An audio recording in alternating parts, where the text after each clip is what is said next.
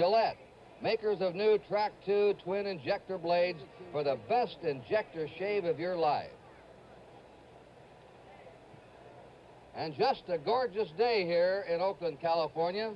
A bright, sunshiny afternoon, temperature in the 70s, and a slight breeze blowing out from home plate to center field. The weatherman says we're going to have good weather for Game 2 also tomorrow. Hi, everybody. I'm Kurt Gowdy, and on behalf of NBC Sports, welcome to the World Series. And will the real New York Mets stand up for the '73 World Series? I don't mean the team that struggled most of the year and finally won their division just 3 games over 500.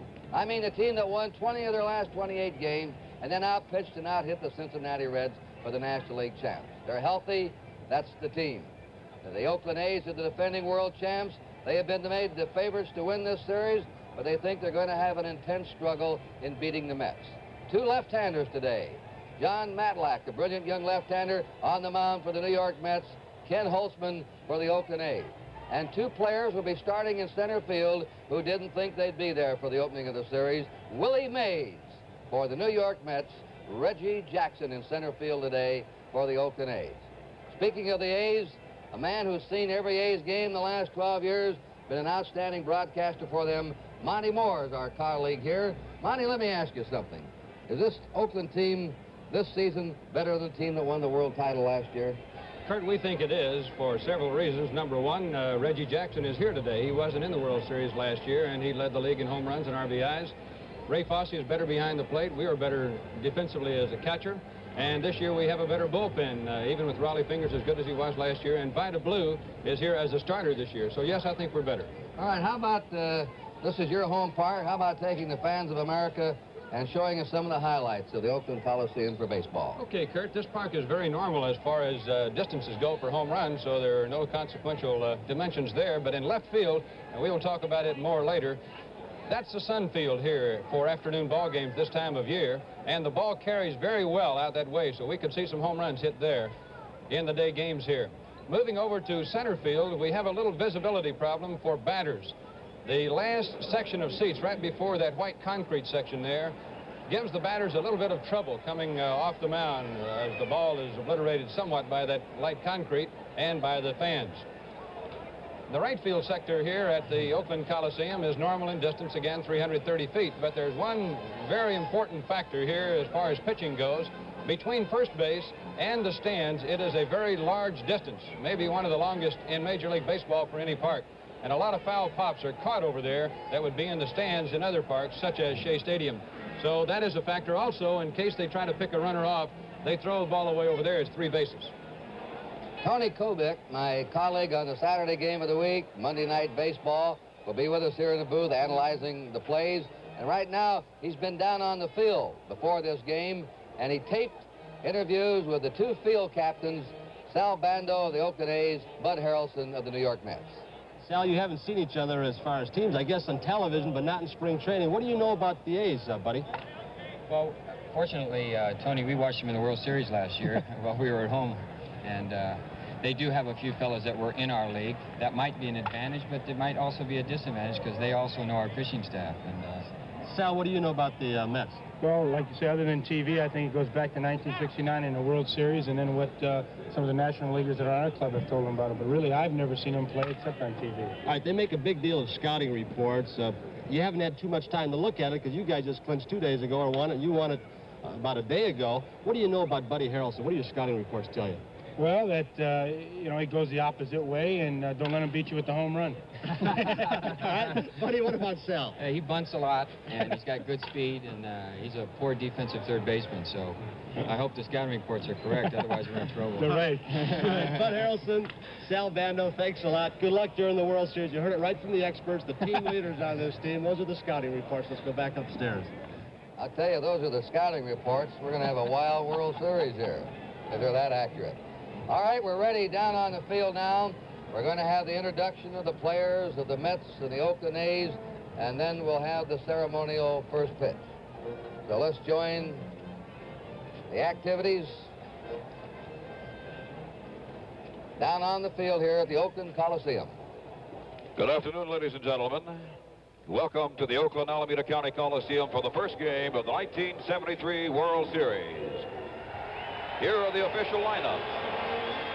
First, the New York Mets. Here's the manager of the New York Mets, number 8, Yogi Berra.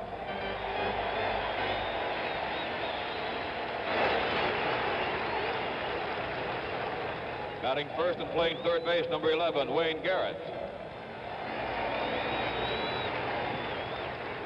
Batting second and playing second base, number 16, Felix Millan.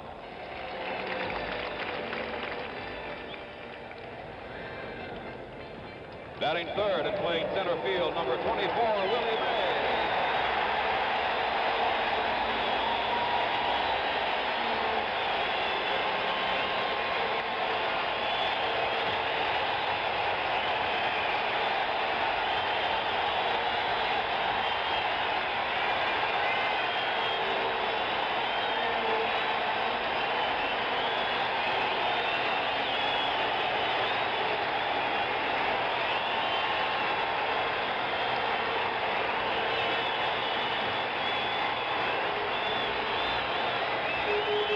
Fourth and playing left field, number 21, Cleon Jones.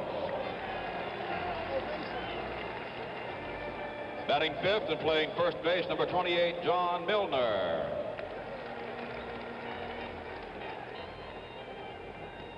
Batting sixth, the catcher, number 15, Jerry Grody.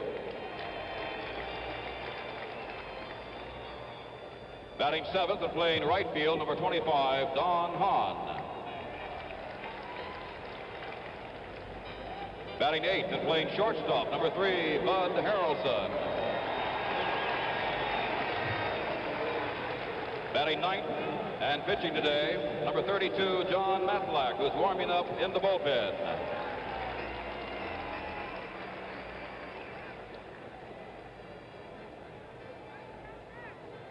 And here are the remaining players and coaches of the New York Mets.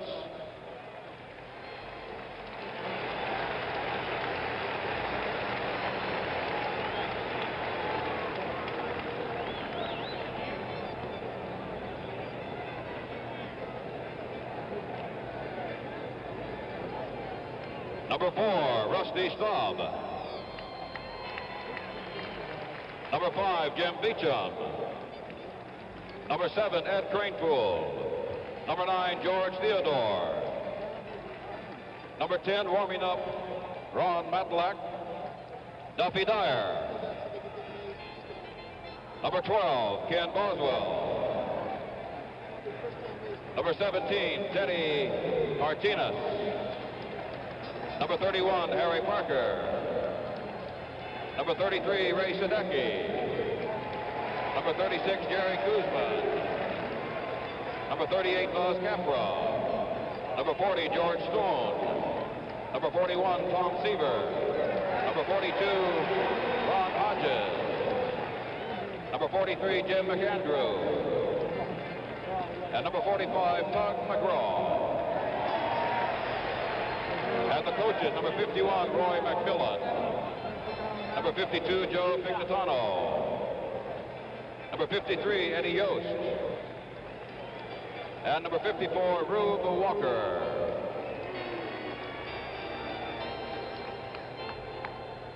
And now for the defending world champion, Oakland A's.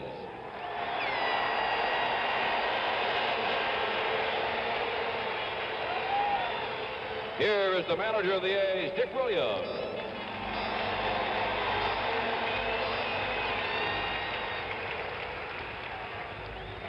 Batting first and playing shortstop, number 19, Campy Campaneris.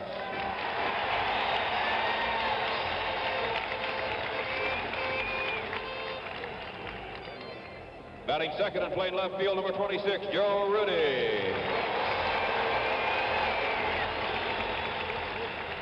Batting third and playing third base, number 6, the captain of the A's, Captain Sal Bando.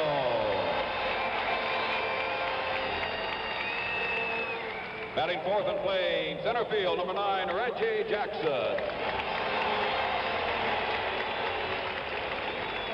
Batting fifth and playing first base, number 18, Gene Dennis. Batting sixth and playing right field, number 22, Jesus Alou.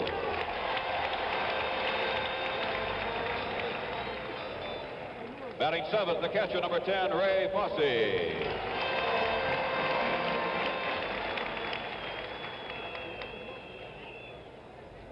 Batting eighth and playing second base, number 1, Dick Green.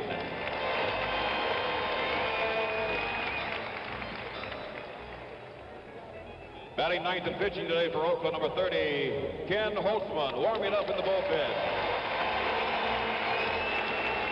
And warming up, Ken Holtzman, number 44, Vern Hoshite. And here are the remaining players and coaches of the Oakland A's.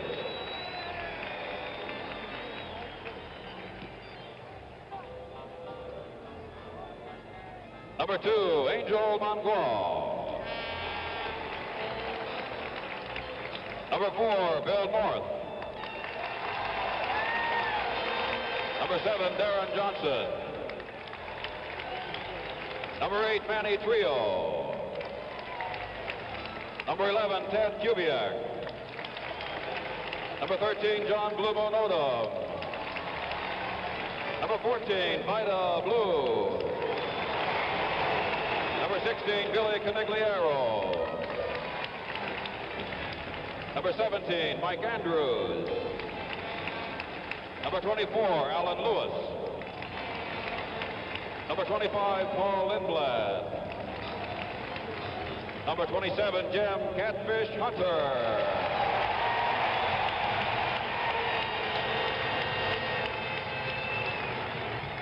Number 28, Horacio Pena.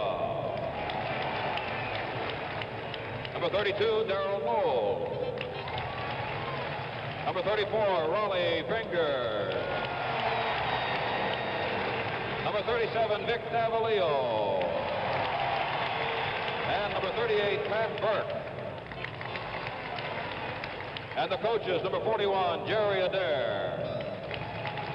Number 42, Wes Stock. And number 43, Irv Noren.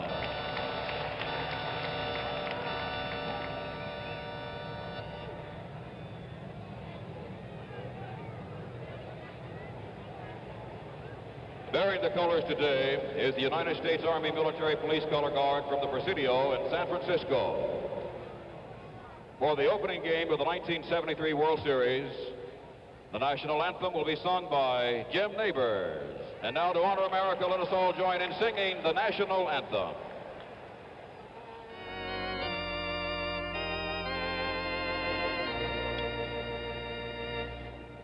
Oh, say, can you see by the dawn's early light what so proudly we hailed at the twilight's last gleaming, whose broad stripes and bright stars through the perilous flight o'er the ramparts we watched were so gallantly streaming, and the rocket's red glare, the bombs bursting in air, gave proof through the night that our flag was still there. Oh, say, does that star-spangled banner yet wave o'er the land of the free and the home of the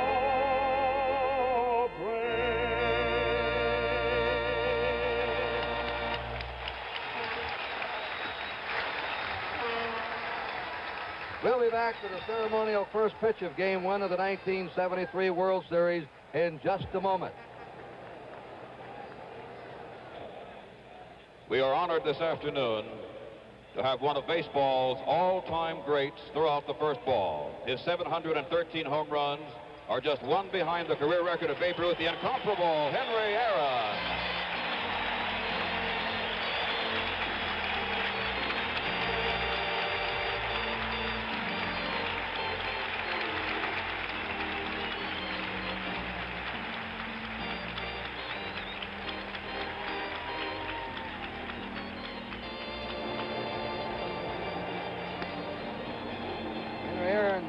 Throwing out the first pitch like he does everything else without a flourish, just getting his job done year after year, game after game. And it seems strange, Monty, to see him behind the American League dugout today. Yes, it really does, Kurt, and we were talking about this before the ball game, but Henry has been out here on the West Coast making some appearances, and I understand has some more to make real soon. Well, we're delighted he could be here today to throw out the first pitch. It's only fitting for the drama he's brought to baseball this year. That's the Oakland dugout. They're taking the field. They get a roar.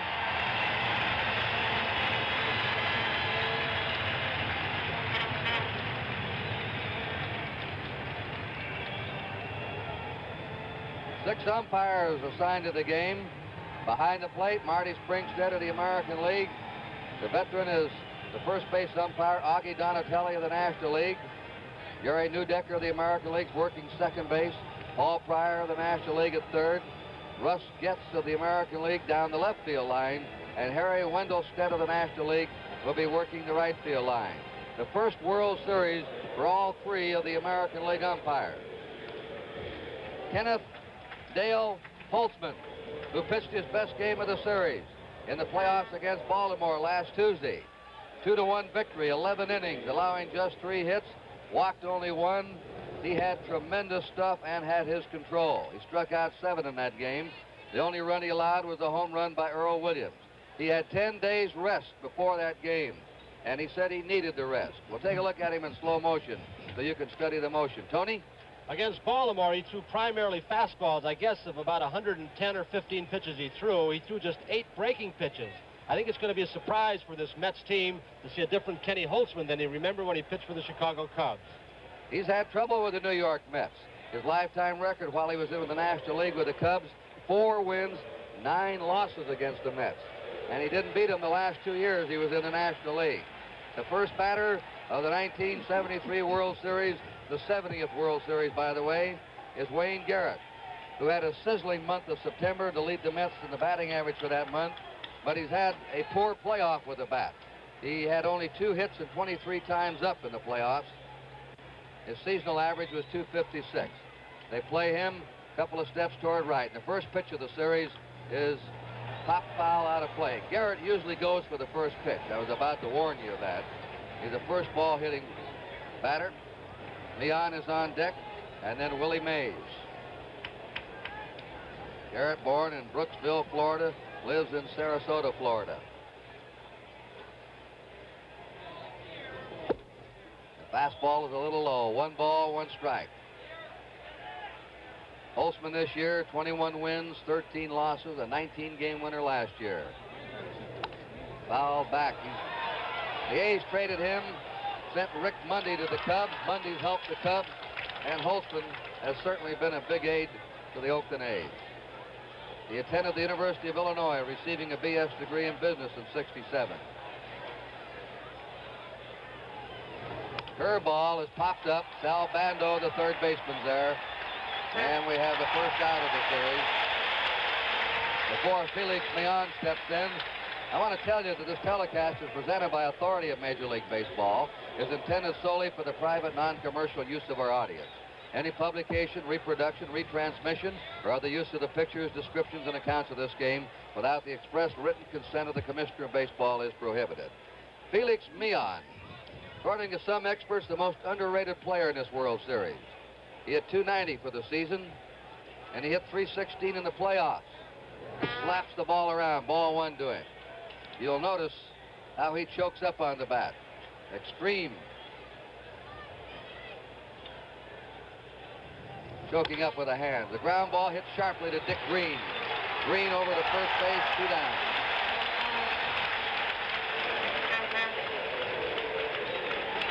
Mays coming up. Listen to the hand for him.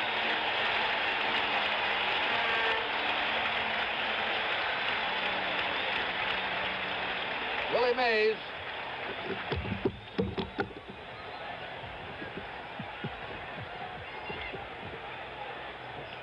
"42 years old, across the bay, cheered today by American League fans. There's a drive foul down the right field line. We pause briefly for station identification. This is the NBC television network.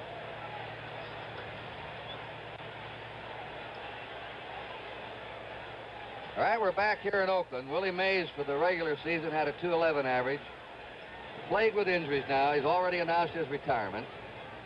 He didn't expect to start or even play in this series. There's a foul out of play, strike two. This is Willie's 4th World Series. He played for the Giants in '51, '54, and for San Francisco's Giants in '62. He came up as a pinch hitter against the Reds. He had 1 hit 3 times up in the playoffs. He has bad shoulders and knees now. But he's pressed into action today. Rusty Staub is not up to it. Staub tested his left shoulder. His right shoulder? Yeah, right shoulder, I believe. And just too painful for Rusty Staub to play today. 2 down, nobody on. The Mets batting in the 1st inning. Fastball is low, 2-2 to Willie Mays. And how ironical, Monty, that Willie Mays is across the bay. If they came back here for game 6 or 7, could wind up his career in the Bay Area, but on the opposite side. This will be the only game he's ever played here on this side of the bay. The check swing to Mays, it's ball 3. His 22nd National League season. And Henry Aaron sitting over there in back of the American League dugout.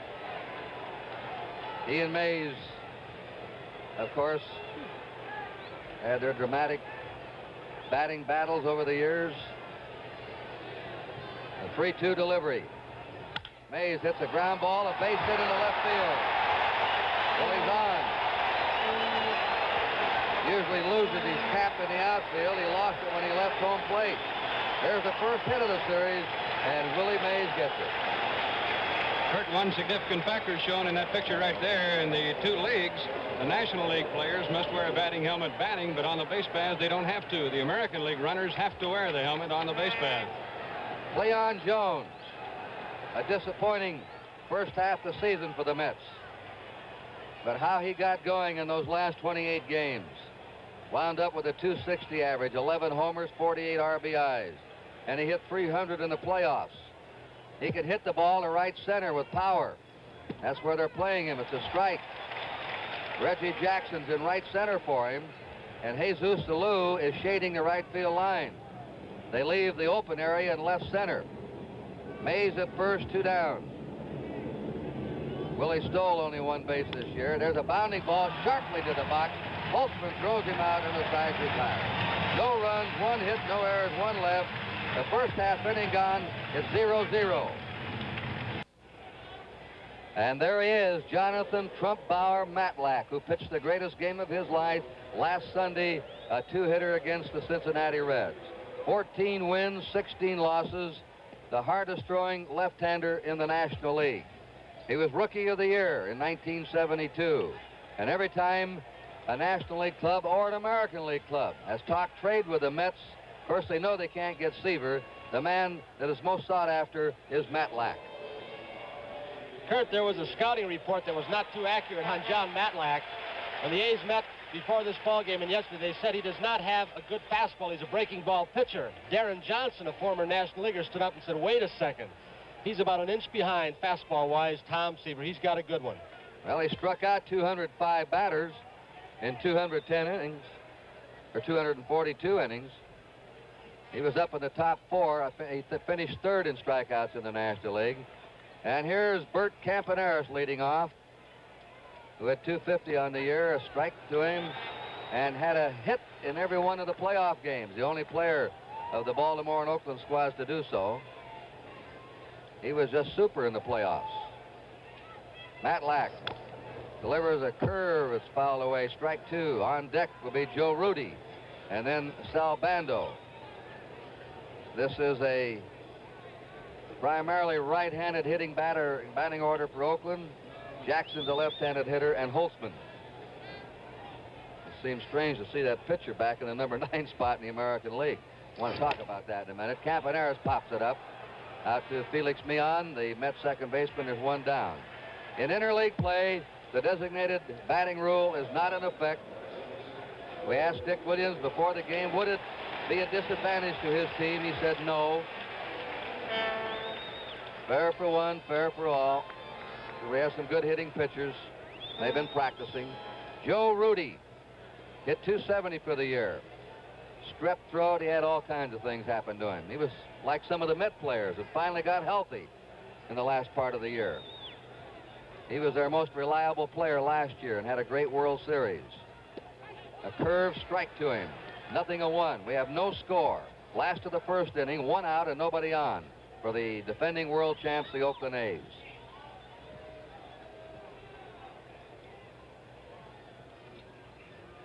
Rudy had 12 homers this year, 66 RBIs. They play him just a shade to left. Matlack's inside. Ball 2. Kurt, because he lost a lot of his power, he has changed his batting stance. He, last year, really closed up at the plate. But Sal Bando told him during a slumping period this year, you need to open up a little bit to get that power back, and he's done it. 1 ball, 1 strike to Joe Rudy. There's a drive into center field that is stabbed by Bud Harrelson. The outstanding little shortstop of the Mets, who has the range, the steady hands, and a good arm. Ball not hit hard, hit off the end of the bat. I think Matlack pulled the string a little bit. Harrelson had a long way to go and just caught it like an ice cream cone in the webbing of his glove. That's where this team has improved so immensely with Millan, his steadiness. Harrelson coming off to the injury list. Sal Bando, the captain of the A's, hit .288 for the year, 29 homers, 98 runs batted in. His best year. And he looks at a high curve, ball 1. Matlack is a fastball curveball pitcher. He doesn't have any freak deliveries, and good control for a young left-hander. Foul ball, 1-1. He averaged 3.7 walks per 9 innings this year. Not as good as last year when he averaged 2.6 walks every 9 innings. But he's not all over. He is fairly consistent. The 1-1 delivery to Bando with 2 down, nobody on. There's a fly ball out to left field on a changeup. Jones takes it, and the side's out. 1-2-3. At the end of the first inning, 0-0.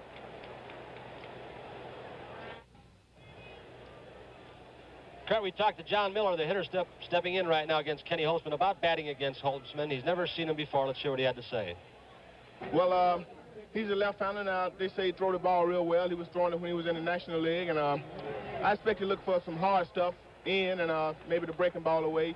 Say he changed speeds a lot. I don't know why. I don't think he'll turn it over to me, so I'll be mostly looking for the hard stuff in and breaking ball away. And it's ball 1, strike 1 now. John Milner, Jerry Grody, Don Hahn for the Mets in the second inning. Milner didn't hit too much the last month. They call him the Hammer. He's from East Point, Georgia, born in Atlanta, Georgia. He's young. He's just 23 years old. He has that lively bat, though. The ball jumps off. He has good power. 23 homers. He should be a good one for the future for the Mets. There's a fly ball out into left center. Reggie Jackson's over there. And we have 1 down. The regular center fielder of the A's is Bill North, who had an outstanding season.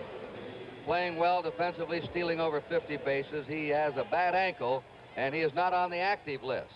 And so with a left-hander going today, and Jesus Alou swinging a hot bat, they moved Jackson from right to center. This is the first time Jackson's played center field this year, right, Monty? That's right, Kurt. And in spring training, he never was even in a game down there because we had 5 men fighting for that job, and they wanted to leave Reggie in right field. And Alou's in right field. The batter is Grody, who hit .256 for the season with 1 homer, 32 RBIs, and they're playing him to right field. Jackson's over in right center, and Jesus Alou is in right, toward the line. Holtzman low, ball 2. Doesn't look quite as sharp to me, Monty, Holtzman, as he did last Tuesday against Baltimore. That was one of his best days ever, and he was really built up for it. Kenny sometimes gets a little quicker later in the game, Kurt. 1 out, nobody on. We have no score in the second inning. There's a ground ball to the right side. Green up with it. Throws to Tennis. We have 2 down. The A's infield. Bando's at third. Campaneris at short. Green at second. Tennis playing first. Rudy's the left fielder. Jackson's the center fielder. And Jesus Alou the right fielder. Ray Fosse behind the plate. Don Hahn, born in San Francisco, lives in Campbell, California. 229 hitter. Not much with a bat, but a fine defensive player. Foul ball for strike 1. In the playoffs, though, he had 4 out of 17. Takes a big swing. Swings from the heels. Usually doesn't hit the long ball. They're playing him shallow and toward right. Interesting to see after the scouting reports where these outfielders play the batters. You try to go to right field with that, a strike 2. A lot depends on who's pitching.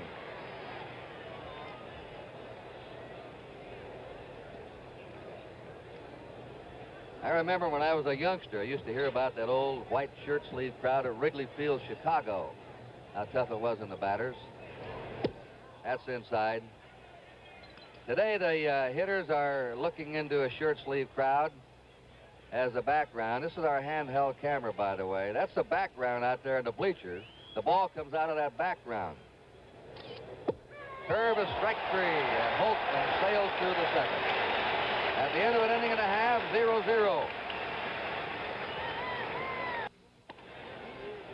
2 former Major League stars are in the coaching boxes today for the A's. Irv Norn, an outfielder for 11 years, is coaching at third, and Jerry Adair, who used to be a fine defensive second baseman, is coaching at first base. Reggie Jackson, Gene Tennis, and Jesus Alou are the 3 scheduled batters for the A's in the last of the second. Jackson and Tennis did not deliver in the playoffs. They did not drive in a run. Jackson, who led the American League with 32 homers, 117 RBIs, and hit a healthy 293. But he injured a hamstring muscle at the end of the year.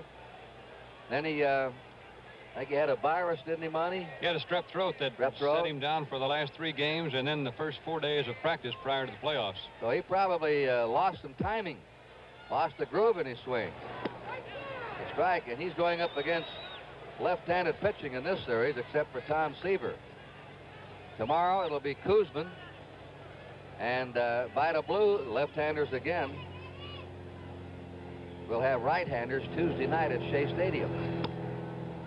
A ball, Tom Seaver and Catfish Hunter. Boy, that's quite a matchup. They're all good matchups. Both clubs have outstanding pitching. 320 game winners for the A's, and you all know how good the Mets are in the pitching department. A 1-1 delivery. Jackson, strike 2. 1 ball, 2 strikes. The on-deck batter is Gene Tennis, the most valuable player of the 1972 World Series. Kurt, we made several comments last year during the telecast. As Gino would hit those home runs, it seemed to surprise everybody that if he played a whole year, he'd hit a bunch. Matlack's pitch is outside for a ball. I like Matlack's thinking. They're telling a story that he and his wife were wallpapering their home, and Matlack put half the paper on upside down. So he didn't know what to do. He just decided to put it all on upside down. It's beautiful. Outside, ball 3, 3-2. The man has creativity. That's how left-handers got that reputation. Right. It's easier to put the other half on than take that half you've already got on off, isn't it? That's what he thought. He's also economical. 3-2 to Jackson. Nobody on, nobody out. Jackson hits a hopper to Bud Harrelson. And the little Met shortstop puts him away, and there's 1 down. In the last of the second for the A's, Dick Williams, who has won 3 pennants now as a manager, 67, 72, 67 with the Red Sox, 72 and 73 here with the A's. Gene Tennis hit 258 this year. There's Yogi Berra. There's already a new Yogi Berra story going around the ballpark we'll tell you about. That's Matlack next to him. No, wait a minute, that's Seaver, I mean. 24 homers for Tennis, 84 RBIs. That's a strike. Somebody is supposed to have gone into the dugout today and talked to Yogi, one of the writers. You know, there are a million Yogi Berra stories over the years. A strike. And they said, you know, we know all about the pitching and batting. How about the intangibles? And Yogi is supposed to have said, well, the only two guys I know are Campaneris and Davalillo. Couldn't be true. 2 strikes to Gene Tennis. Tennis strikes out on a lightning fastball. First strikeout for Matlack, who says he's not as nervous today as he was in the playoffs. Said, I was scared to death last Sunday at Cincinnati. He should be frightened out of his mind every day. 2 down, nobody on. Jesus Salou, picked up by the A's from the Houston Astros in August, wound up hitting .306 in the American League. He had 2 hits 6 times up in the playoffs. And like Willie Mays, he used to be across the bay with the Giants. In fact, one afternoon, the 3 Alou brothers, Matty, Philippe, and Jesus, played the outfield for the San Francisco Giants. He hits it off the bat handle to first baseman Milner, and Matlack just overpowered them in the second inning. 3 up, 3 down at the end of 2, 0-0. A happy 47th birthday today to Eddie Yost, coaching at third for the New York Mets. Roy McMillan, who 4 times led the National League as the best fielding shortstop, 16 years in the National League, is coaching at first. And Bud Harrelson will lead off for the Mets in the 3rd inning.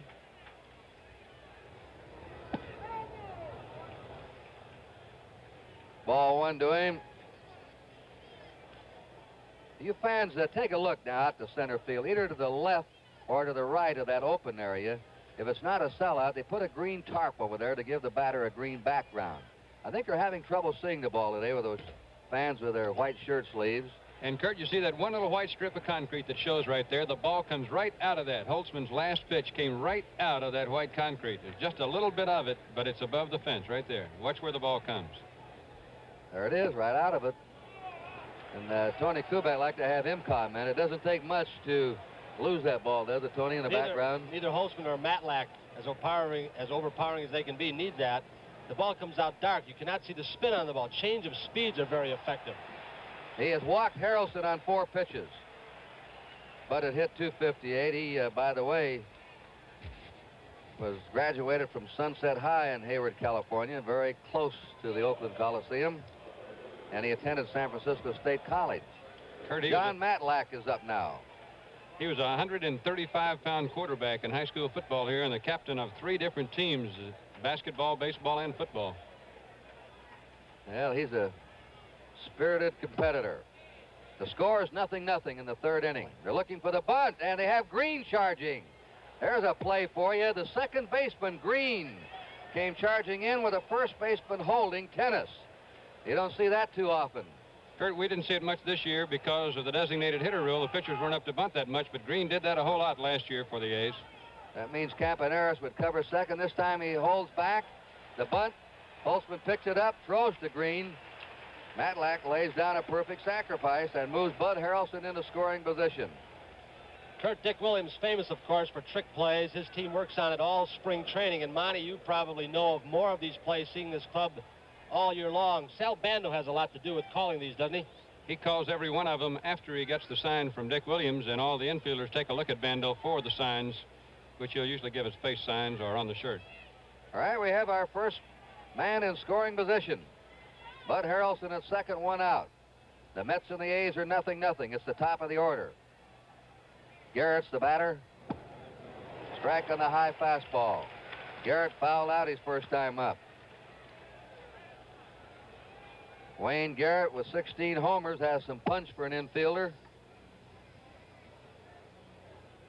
As the note tells you,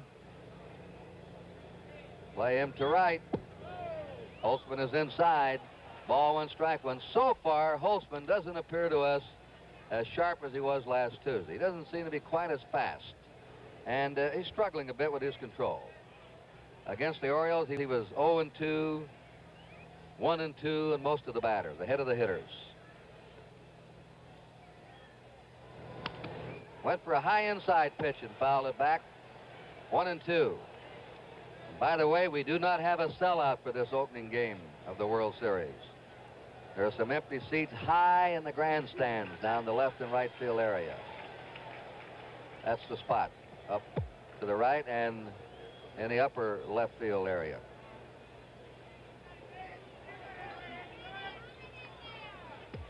One ball, 2 strikes to Wayne Garrett. 1 out, Bud Harrelson at second.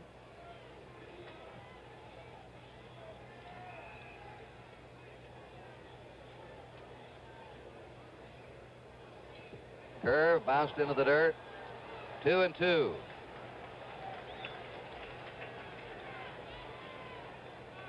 The Mets have the only hit so far. That was by Willie Mays in the first inning.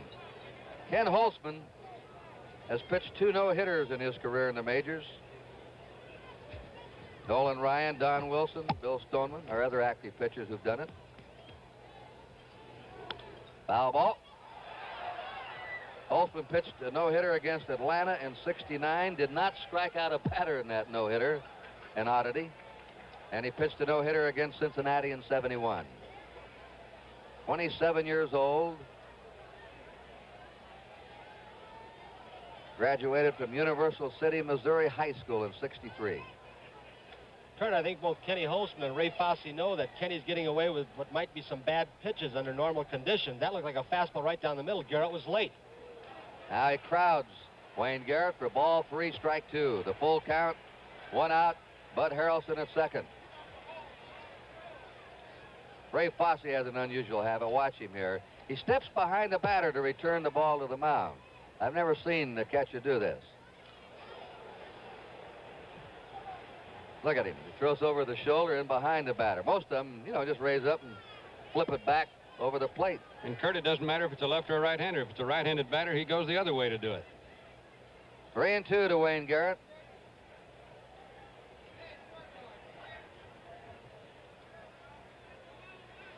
One out, Harrelson at second. A pop-up down the first baseline. They give way to Gene Tennis, and he has it in foul ground. There are 2 down. That's twice that Garrett has popped up. Felix Mion comes up. Usually makes contact. He grounded out his first time.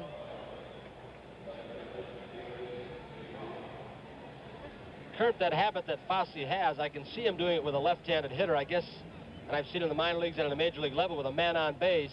You can hit the batter's bat, and the ball can bounce back over the back of his head. With a right-handed hitter, I don't know why he does it. They can step away from him. Mion's record in the playoffs, 2 outs. Bud Harrelson at second. The Mets nothing, the A's nothing. We're in the top of the 3rd inning. A strike on the inside corner, 0-1. The outfield is very shallow for Mion and to the opposite field. They figure that he won't hit the long ball and he'll try and punch it somewhere. 1 strike.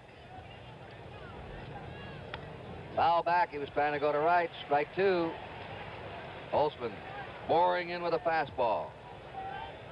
Mion struck out only 22 times in 153 games this year. He ranks among the leaders in the National League and the toughest to strike out. He's been in the top 5 the last 5 years of a hard batter to fan. 2-strike pitch is high, 1-2. Kurt, Buddy Harrelson down on second base is getting an extra long lead, knowing that outfield is playing so shallow for Mion. Any ball hit out there, he knows he's really going to have to hustle and get a good jump with that good lead to score. Jackson has a good throwing arm. Rudy is very accurate, is he not, Monty? Yes, he has a good arm. I haven't seen a Lou throw that much. But Rudy and Jackson are strong throwers. 1 ball, 2 strikes to Felix Mion. Bud Harrelson getting his lead. There are 2 down. Went for a high fastball and fouled it away. The Mets have been reaching for some bad pitches so far. Pitches out of the strike zone. Kurt, there's a factor here, too. The grass in the outfield at this ballpark is very thick, and there has not been a football game played on it to tear it up in about a month. So the ball will roll fairly slowly going out there, and that could help a runner also. Al Davis of the Oakland Raiders thinks he may never get back in here again. There's a bounding ball to Bando at third. He'll go to first. Wide throw in time. Bando is usually very accurate, but he nearly threw that one away. No runs, no hits, 1 man left, 2.5 gone, 0-0. And a very attractive football, baseball doubleheader on NBC tomorrow. We'll begin with NFL football at 1 p.m. You'll see either Baltimore at Buffalo, O.J. running wild this year, New York at New England, or Pittsburgh at Cincinnati. Followed by Game 2 of the World Series with the Baseball World of Joe Garagiola beginning at 4 p.m. Check your local listing for the NFL game in your area. We're in the last of the 3rd inning here in the Oakland Coliseum. The first 6 A's batters up have been retired, and they'll send up Fosse, Green, and Holtzman to face John Matlack. 1 hit in the game, that's been by Willie Mays. There's a high pop, twisting outside first. John Milner scrambling for it. He has it, there's 1 down. And John Matlack is picking right up where he left off last Sunday in Cincinnati. And there's one of those foul pops occurred out in no man's land here at the Oakland Coliseum. That one didn't really go that far off the foul line, but it was very close to what would have been in the seats in another park. You'd be amazed at how the big foul areas help a pitcher. A couple of foul balls in the seats, and boom, fella can come up with a couple of men on and hit one out, and over the year that averages out. Big foul areas are a great aid to a pitcher. Catchable foul balls. Fouled away by Dick Green. Well, Matlack really seems in the groove. In his last 3 starts, 2 games during the regular season, the playoff, he's allowed just 1 run. He beat St. Louis 2-0. Lost to the Cubs 1-0. Then in the playoff game, beat Cincinnati 5-0. Inside. So far, he has stopped the A's cold, retiring the first 7 batters up. A 1-1 count to Dick Green. Dick looks at the curve high. 2-1. Dick hit .260 this year. He has some punch to right center, although they're playing him straight away. He can drive a ball deep into right center, especially a pitch high and outside over the plate. 2 balls and a strike. Curdy had a grand slam home run against the California Angels to win a game this year that knocked Bobby Valentine, who was an outstanding center fielder for the Angels, because Bobby made a try for the ball and ran into the fence and shattered his leg. All 4, Green is on, and you saw Ken Holtzman on deck, which was a strange spot for him because the American League this year, the pitchers have not hit. Holtzman did come up 1 time. He's one of the better hitting pitchers. He walked in that 1 time up. Catfish Hunter is the best hitting pitcher in this team, and Holtzman is right with him there, right behind him. Be interesting to see if not bunting all season long against game-type competition will affect the bunting of these pitchers from Oakland. Tony Dick Williams said they've been taking a lot of extra bunting practice, special drills on bunting. They brought in Bernie DeViveros of the Detroit Tiger organization, one of the outstanding bunting coaches, to teach them. There's the bunt, foul ball. Strike 1 to Ken Holtzman. The A's have their first base runner on. Green will walk. Dick Williams with a swig now before he looks out again. So they've been drilling on bunting with these pitchers after they clinched their division. Holtzman squares away again and tries to bunt. There's a man going to second, and he's out at second base. Bud Harrelson took the throw. Grody right on the button with it. Kurt, this is one thing we should see a lot of in this series. 2 fine catchers with good, quick throwing arms, good mobility. Grody keeping the ball out in front of him. Here comes Green. He thought the ball had bounded away a little bit farther, but Grody was on it like a cat with a perfect throw to Harrelson. Ray Fosse threw 4 of 5 Orioles out attempting to steal in the American League playoffs. You're right, Tony. Holtzman, curve is over, 1 ball, 2 strikes. Bert Campaneris on deck. Last of the 3rd inning, 0-0.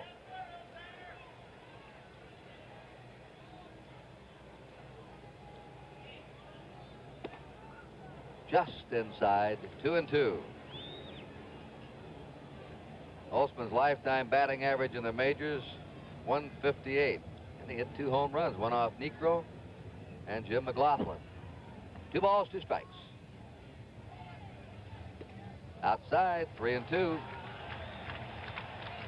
With 1 out, Matlack walked Green. Green was thrown out. And now he runs the count, 3-2 to his mound opponent, Ken Holtzman. Holtzman hits a foul right back our way.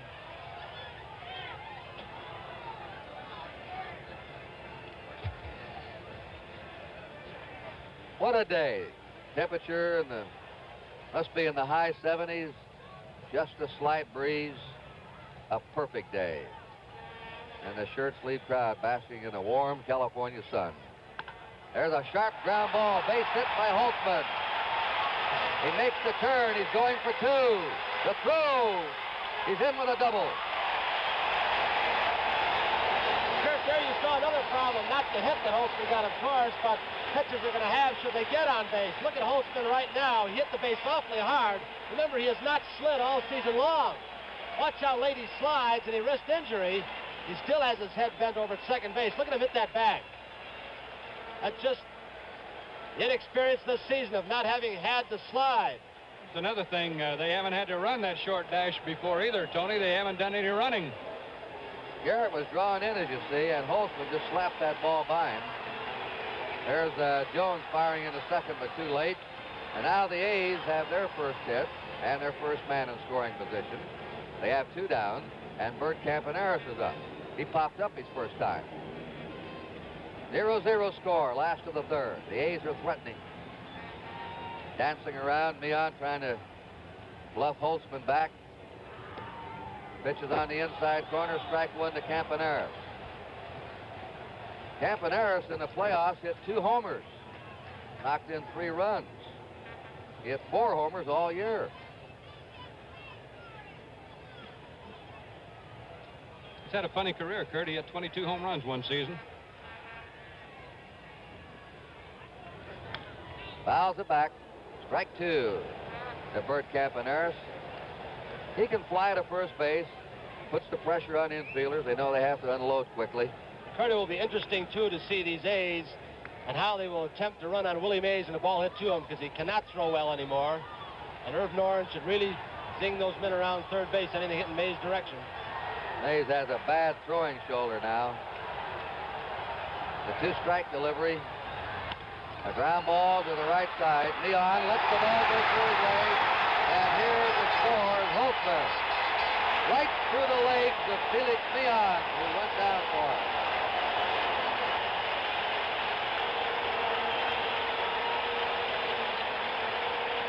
Not hit well. Backing up on the ball. Meehan showing a little insecurity. World Series pressure, I don't know, but he came up too soon, went down on that knee, and he was a dead man, letting the ball play him.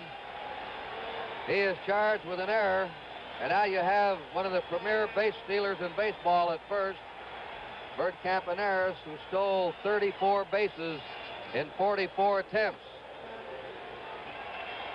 Joe Rudy was robbed of a base hit by Bud Harrelson his first time. Campaneris jockeying for his lead. 1-0, Oakland ahead in the last of the third. Matlack he's really not exceptional at holding runners. He does not have a good move to first base. He will look at home and go to first, or look at the runner and then come home, which is obvious to a base stealer. Plus, watch that knee kick.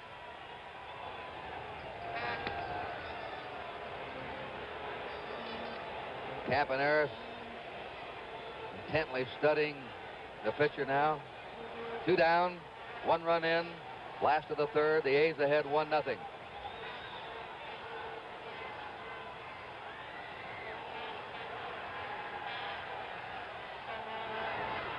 The curve is over to Joe Rudy. Strike 1. There it was. You may have picked it up. He was looking at Campaneris. He came home. He does the opposite when he's going to first base, and Campy's really got a big lead, Kurt. Not right now, but He gets a much bigger lead against left-hand pitchers than he does the right-handers. It's unusual. He says he can see the ball better. 1 strike to Rudy. Matlack drives him back.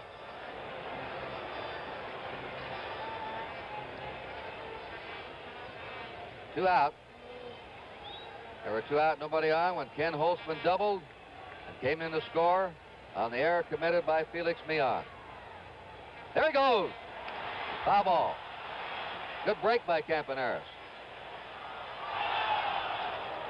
If I were John Matlack, I don't know if I would have wanted to throw as often as he did to first base and let Campaneris take that much or many looks at my move this early in the series and ball game. Both teams have had bad breaks with injuries, with Rusty Staub out, who is really swinging a mean bat for the Mets in the playoffs. And the A's will miss Bill North, who stole 53 bases during the regular year. And missed the last 13 games of the season, Kurt. He had it made as far as the stolen base championship up until that time. 2 strikes. Rudy slams it foul through the third base coaching box into the A's bullpen.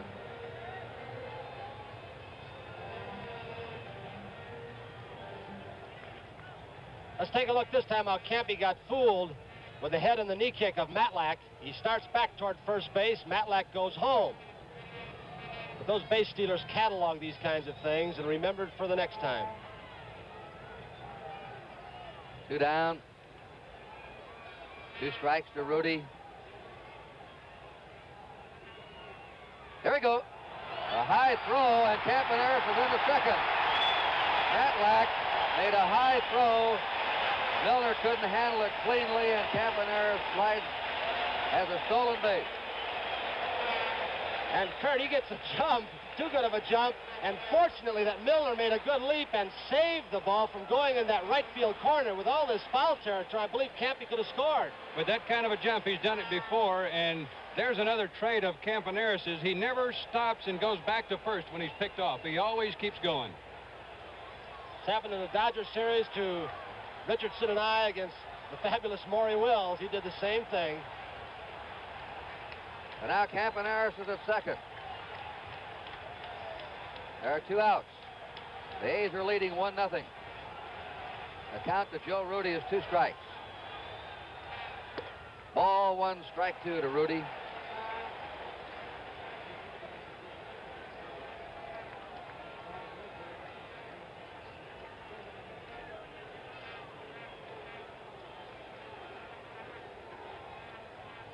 One stage this year, Rudy lost 17 pounds with a strep throat. That's what Monty Moore was talking about, his lack of power.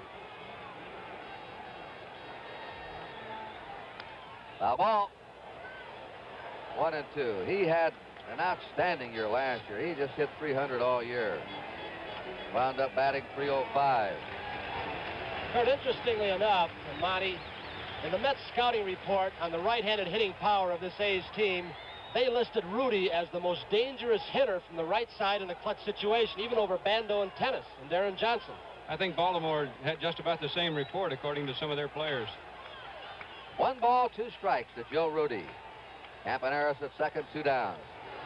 Rudy drills it into right field. Here's Campaneris coming in to score, and the A's lead 2-0.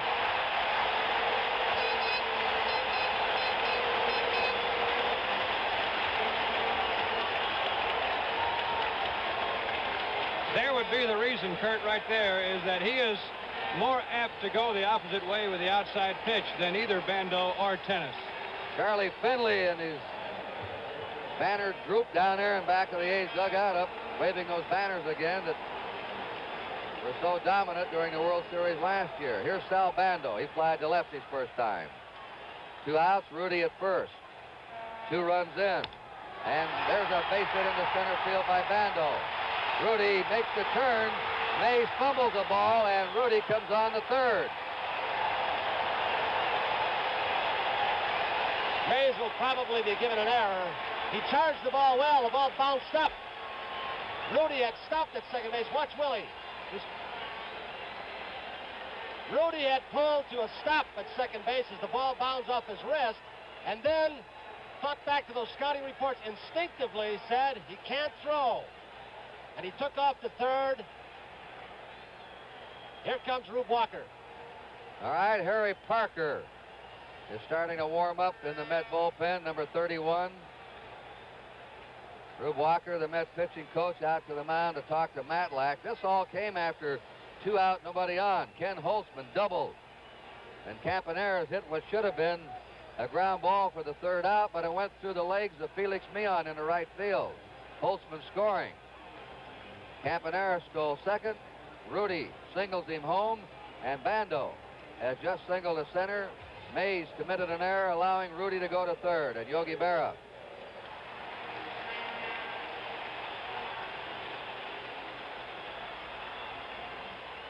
You're wondering about young Matlack now. Reggie Jackson grounded out his first time. Oakland leading 2-0. Runners on 1st and 3rd. 2 gone. Ball 1 to Jackson. Harry Parker quickly getting that right arm warm.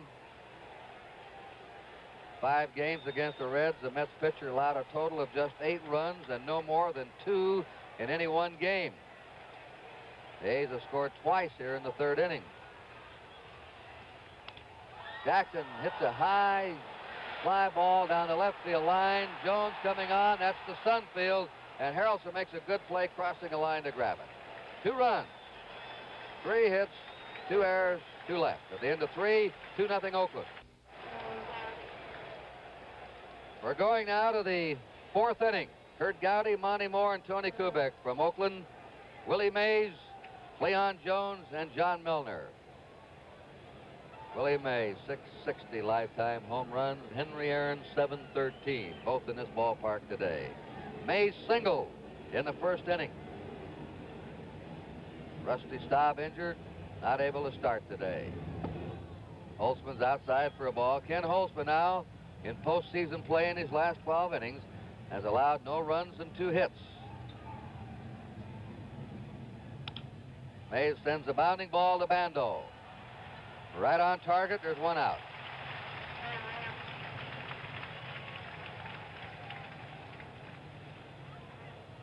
And the number 2 and 3 home run hitters of all time. There's the number 2 man, and you just saw the number 3 man bounce out. Commissioner Bowie Kuhn there, and that's Bill Bartholomew, the owner, the president of the Braves, alongside Commissioner Kuhn. Leon Jones hit a hot 1 hopper back to the box in the 1st inning and was thrown out. 2 runs, 3 hits for Oakland, no runs, 1 hit for the Mets. The Mets have committed 2 errors.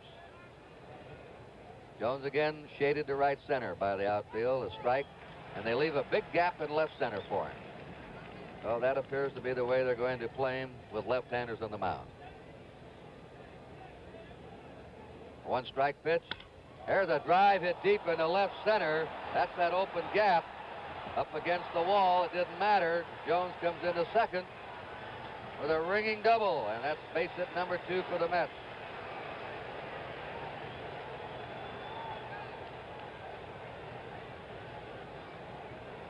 Oh, with 1 out, Jones at second. The next batter will be John Milner, who flied to center in his initial trip.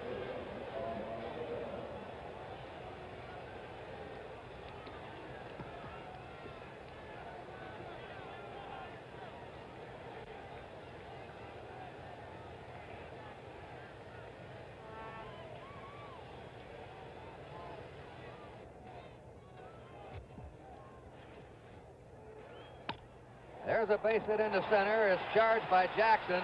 Jones is waved on. Jackson's throw. They let the man go down to second. It goes to the backstop. Jackson tried to throw him out. Didn't have a chance. Didn't hit his cutoff man and allowed Milner to get to second on the throw to the plate. And that's the tying run at this point. Jackson with an exceptionally strong throwing arm, violating a cardinal rule of defensive play for an outfielder, overthrowing that man in cutoff position. Now it's 2-1 Oakland. 1 out for the Mets with John Milner at second. Jerry Grody, the batter, grounded out his first time. Sal Bandos come over to have a chat with Ken Holtzman.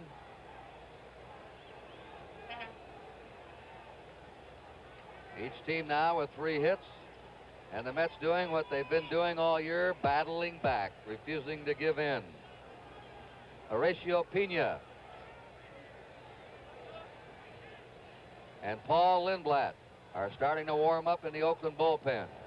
There's a drive into left center. Jackson back. On the run, he has it. He saved a run there. Reggie Jackson, playing center field for the first time this year, flagged that one down and saved a run. And Grody would have had a sure double at least. Here he goes back to left center field. Holtzman making mistakes inside. They've been playing these right-handed hitters toward right center field. He got rid of the ball quickly, holding that runner at second base. Good play, Reggie. Now they go to the box. And while they're conferring there to find out about Holtzman, who's been slapped hard here by the last three batters, we pause briefly for station identification. This is the NBC television network.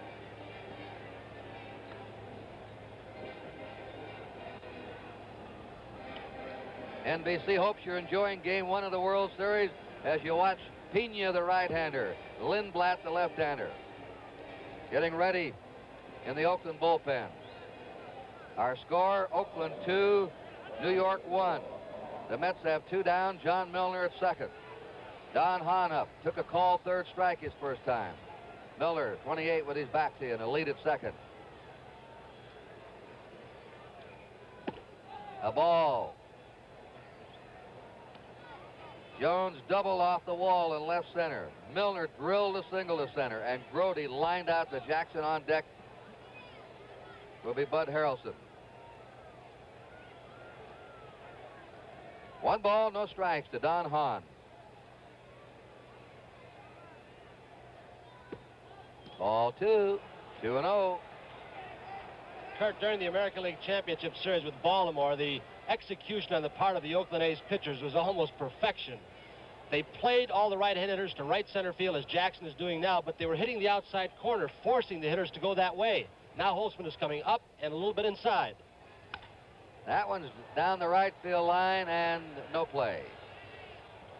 Jesus Alou going for it.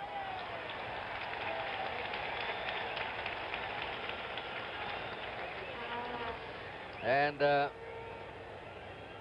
we're very happy to see right in back of Commissioner Kuhn, the president of NBC, Julian Goodman. He's always been a hot baseball fan. He's going to get a good suntan today, too. There's a strike, 2-2.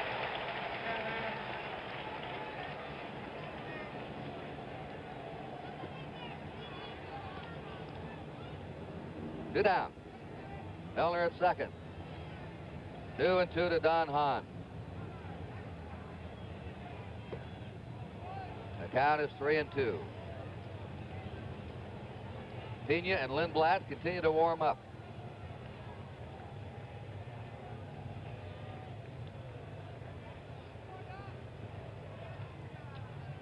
Dick Williams studying Holtzman. 3-2 pitch. Reaching and fouling it back.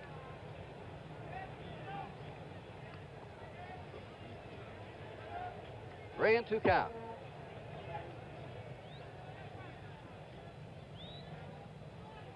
Ken Holtzman's 9th professional season began in the Cubs organization back in '65. His 3-2 delivery is ball 4, and the Mets have runners on first and second, 2 out. The next batter is Bud Harrelson, who walked his first time. He's a switch hitter. A little bulldog at the plate. A bulldog everywhere. I would think if this series boils down to a battle of bullpens, I don't see how with the great starting pitchers, but if it does, the A's might have the edge with more depth in the bullpen. Milner at second, on at first, 2 out, and it's a strike to Bud Harrelson. The A's leading 2-1, top of the 4th inning. They're not holding, as you notice at first base. Tennis playing off the bag. There's a foul into the stands, and a count of strike 2 to Bud Harrelson, as Holtzman now just pouring that fastball in. And again, they're playing Harrelson fairly shallow and playing him to hit the right field. No balls, 2 strikes.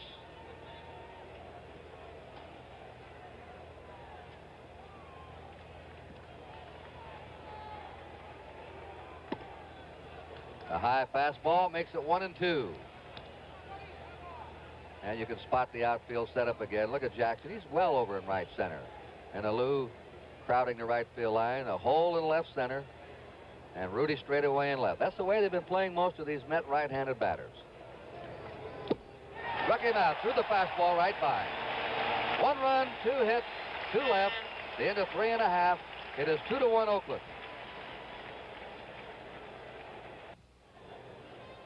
Now a program note from NBC. Tonight, paramedics Gage and DeSoto face some tense moments in another dramatic episode of emergency. Then more suspense and adventure follow when Sean Connery and Diane Cannon star in the Anderson tapes. Saturday night of the movie, right here at NBC. And to correctly check out the pronunciation, Sean Connery, we had to go to our Irishman here, Jim O'Gorman. Here's the way the A's ranked the American League. They were first, runs for and against, third best, the fewest runs allowed. Last of the 4th inning, Gene Tennis is up. Strike 1 to him. The A's ahead 2-1. John Matlack just a bit inside, 1-1. Tennis struck out his first time. He'll be followed by Alou and then Fosse. 3 right-handers. They're deep and toward left for Tennis. Tennis hits a fly ball in the left field. Cleon Jones will be there, and there's 1 out. That's the sun field here in Oakland. And along about this time of day, it's a mean sun field. That sun perched right up above the top of the stadium. The stands look dark to the outfielder.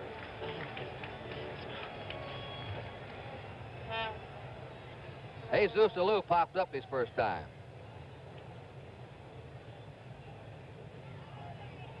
The man with a crick in his neck.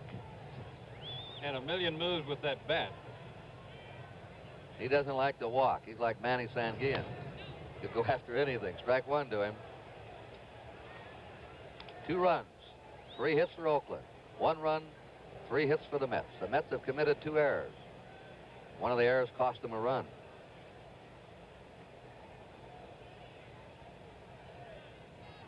Garrett in tight at third against Alou. 1 ball, 1 strike.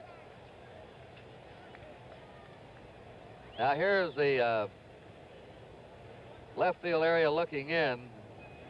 Now you see how dark the stands are, and then you go up above and you run into that bright sky. There's a drive deep. That ball is going. It is up on the warning path. It suddenly sunk. That ball looked like it was going out, and it suddenly did a nosedive, and it even fooled Cleon Jones.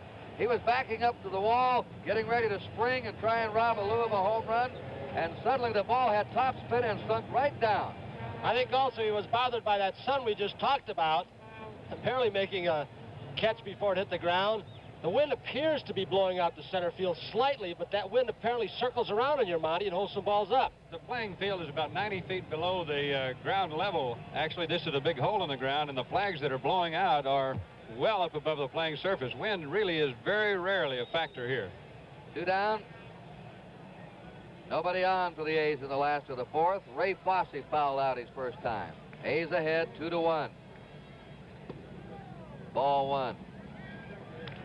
Some kind of a spin on that ball as it left the bat. You can say Alou hits a sinker.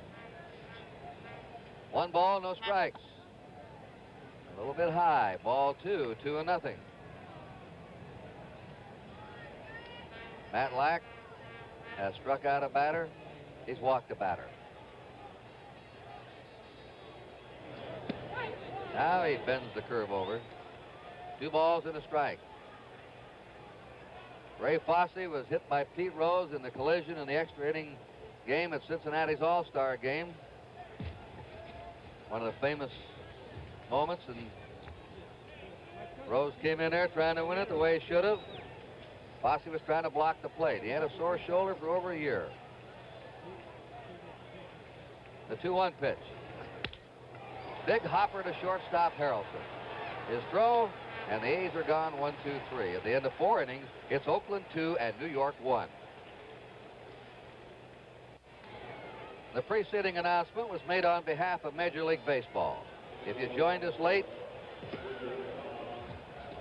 the A's scored twice in the third with 2 down. Ken Holtzman doubled, scored when Meehan let Campaneris' ground ball go through his legs. Campaneris stole second, and then Rudy singled him home. The Mets scored in the fourth with 1 out. Jones doubled. Milner singled him in. And that's it, 2-1. Matlack leading off for the Mets, the bottom of the order in the 5th inning. He sacrificed his first time. The ball to him. He hit 143. Lifetime average in the National League as a pitcher.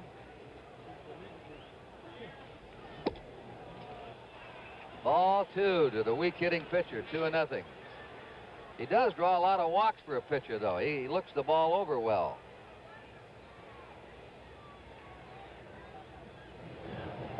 Look at this, ball 3. He hasn't been near the strike zone. Most managers will mutter and say they'll do it every time. And once again, we get warm-up action. Darrell Knowles now and Raleigh Fingers. And here's Wes Stock, the pitching coach, coming out. Now they have the 2 aces of the bullpen getting ready. Knowles, a left-hander, who missed the World Series last year with a broken finger. And Raleigh Fingers, who saved the deciding game and was outstanding against Cincinnati. Kurt, we saw Matlack in the ball game he pitched against Cincinnati, probably the best game of his career. We saw Holtzman in what might have been the best game of his career against Baltimore. Neither one looks half as sharp as they did in those 2 ball games, struggling for their control. Holtzman has walked 2 thus far and has struck out 2. And he has a 3-ball, no strike count to John Matlack. That one's over, 3-1.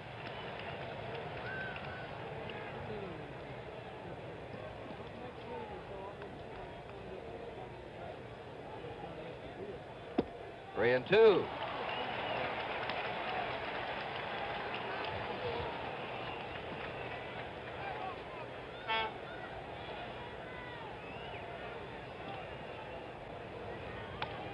Pop foul out of play. Tomorrow, left-handers again. Vida Blue for the A's. Jerry Koosman for the Mets. Our coverage starts at 4 o'clock Eastern Daylight Time, followed by an NFL football game. Football game is first, then the World Series. That's a foul ball that Ray Fosse couldn't come up with. In fact, it hit him. You'll see 1 of 3 NFL football games tomorrow somewhere, wherever your area may be. And we'll come out of football to game 2 of the World Series. 3-2 pitch. He walked him. 3rd walk given up by Ken Holtzman, and he walks the pitcher.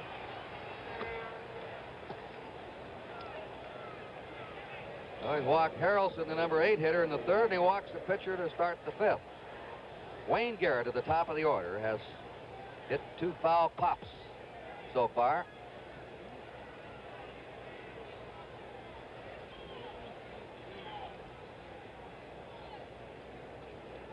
They're looking for the bunt. Bando shortened up at 3rd. And pop to Holtzman. He throws to first. Double play. Garrett pops into the double play, attempting the bunt. Holtzman to the first baseman tennis. Holtzman with a pretty good fastball getting in on the fists. I don't know if they had some kind of trick play on there again. If Green was coming in. Here it is again. For a while, I think Holtzman thought of trapping the ball. But he was yelled at by his catcher, Fosse, that Matlack had gotten off too far, and they got him behind him. That's our first double play. The Mets have 2 down, nobody on, and Felix Meehan up. Grounded to 2nd, grounded to 3rd. Kurt, you remember last year in the World Series, a big play in game number 5 here was when Cincinnati popped the ball up and Raleigh Fingers was going to let it trap and eventually picked it up and threw it away. Surprising that the runner at first base here got that big a jump when he could see the ball in the air. Mm-hmm. One very good base running. Pitchers will do that at times.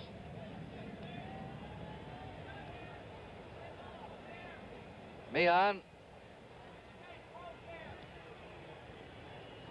again played fairly shallow and toward right. Oakland leading 2-1 in the 5th inning. 1-0. Holtzman is wild high. Having trouble bringing that fastball down. Again, 2-0 up there. Let's take a look at Meehan now. I'll show you how extreme he chokes up on the bat. He's almost halfway up. Is that so he could hit it with either end? Could be. And there's a drive hit deep to left. They were playing him shallow. Rudy's back. Rudy lost the ball in the sun. Meehan is in the second and coming for third. Meehan, they played him shallow and he hit the ball over Rudy's head. Rudy got out there. When he turned around, I'm sure that bright sun bothered him there in the sun field. Meehan using out with this kind of power. Rudy knew he had to go fast to the warning track, then turned around too soon, then had a problem with the sun. He was all twisted up. Jackson, who was playing in right center field, couldn't get over in time to back him up. Now the tying run at third base.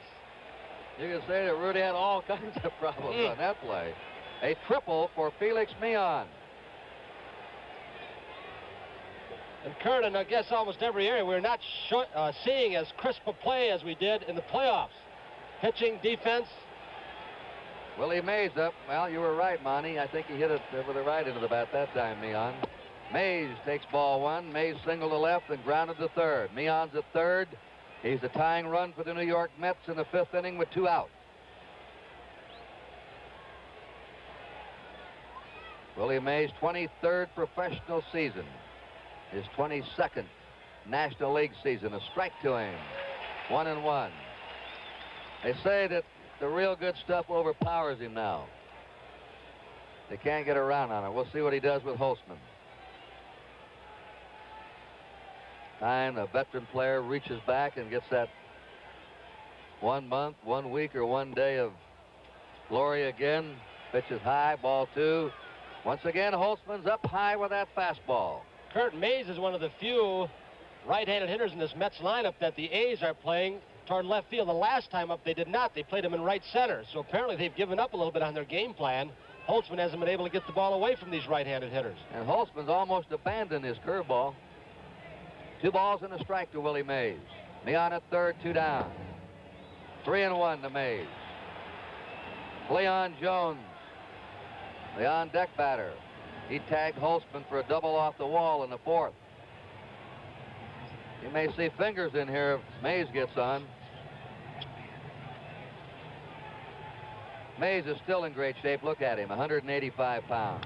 Goes after it and fouls it back. He doesn't weigh much more than he did when he broke in.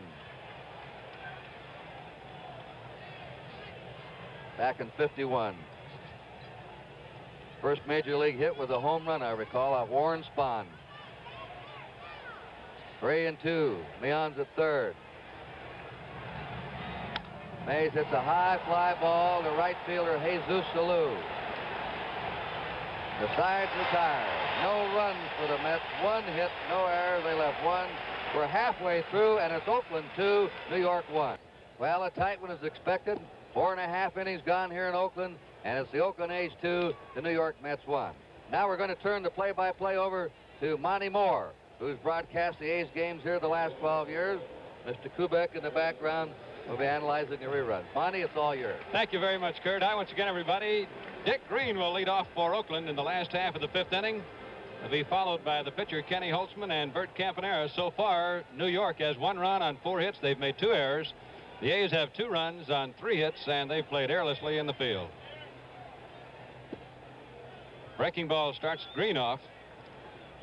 Green walked his first time up in the game and then was thrown out at second base. Dick ordinarily is not that aggressive on the base paths, but it looked as if the ball were going to bounce away from Grody, and Grody made a very fine play. I think you hit it on the head, Kurt, when you talked about the 2 fine catchers in this series. They are both very quick in getting rid of the ball, and they both throw very accurately. Incidentally, we're going to have a pinch hitter for Kenny Holtzman, so he has gone 5 innings and will be gone.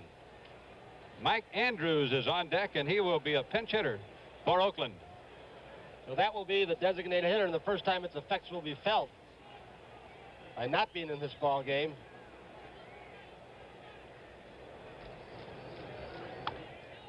Green trying to go to right field.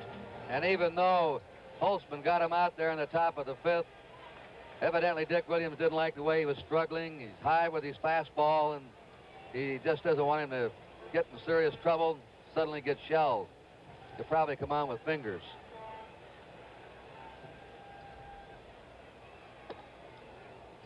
Two balls, two strikes.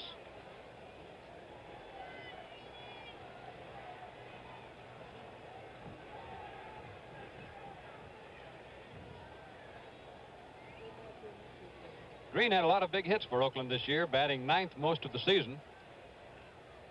Drove in over 40 runs. Fought off the fastball. Before the game, Darren Johnson was telling us that one of the strengths of Matlack to him was the fact that he's able to throw not only hard, but to keep the hard stuff down low. He says he has very good control from the waist to the knees, and that was a good example pitch right then. Greeny threw the bat as he struck out on the curveball, and it went all the way off third base. The reason that is that Dick has a sore finger, and he throws the bat a lot when he's fooled on a pitch. Change speed's a pitch that's hard to see with the kind of background these hitters have with those white shirts. Green way out in front, and now they've called Andrews back, Monty. And it'll be Angel Manuel batting for Kenny Holtzman rather than Mike Andrews. And it is going to be Raleigh Fingers. He has just started to warm up again in the A's bullpen. He'll come in to pitch the sixth inning. I think one difference here, Dick Williams does this. He expected that Dick Green would get on. There's Raleigh. And Andrews is an excellent bunter. Angel Manuel is more likely, if he hits the ball, to drive it for distance. Manuel batted only .224 for Oakland this year, but he hit 3 home runs, and he played very, very little. Played almost none at all from July until the last 3 weeks or 2 weeks when Billy North was injured. Monty, he's been saying he wants to be traded, doesn't he? Well, that's what I read in the papers. He had the center field job for Oakland last year, but lost it in a tight 4-way battle in spring training this year. He's a good young ball player. He came to Oakland in a trade with Pittsburgh for Mudcat Grant. Monty and Kurt, here's a decision that during the regular season of the American League and the championship season, Williams would not have had to made because of the designated hitter. 2 strikes on Manuel. Kenny Holtzman probably saying, what have I got to do? I got one of the hits that Oakland has today.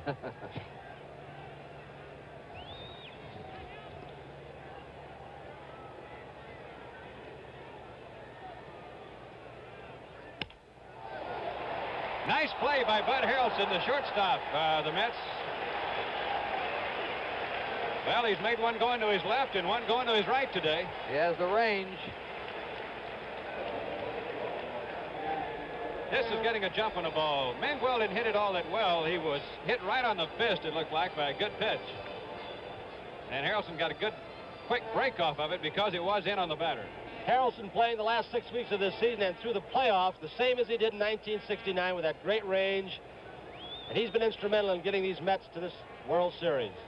Here's Bert Campaneris. Matlack's curve is low. No, Monty, we're seeing a lot of good shortstops now in the major league. 2 good ones here today, Campaneris and Harrelson. You almost have to have one to win. In the playoffs, Baltimore, of course, has Mark Belanger, one of the very best, and both he and Campaneris made 4 or 5 throws out of the deep hole at shortstop to get runners at first base.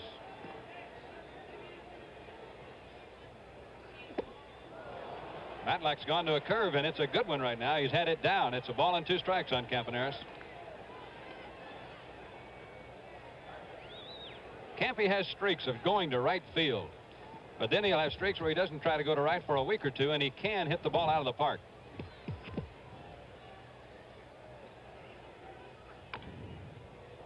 Check swing foul.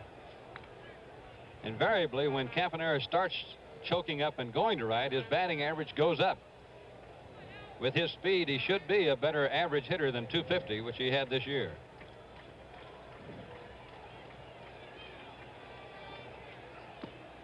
Tried to go to right with that one, but Matlack threw it by him. After 5 innings, the score 2-1 Oakland.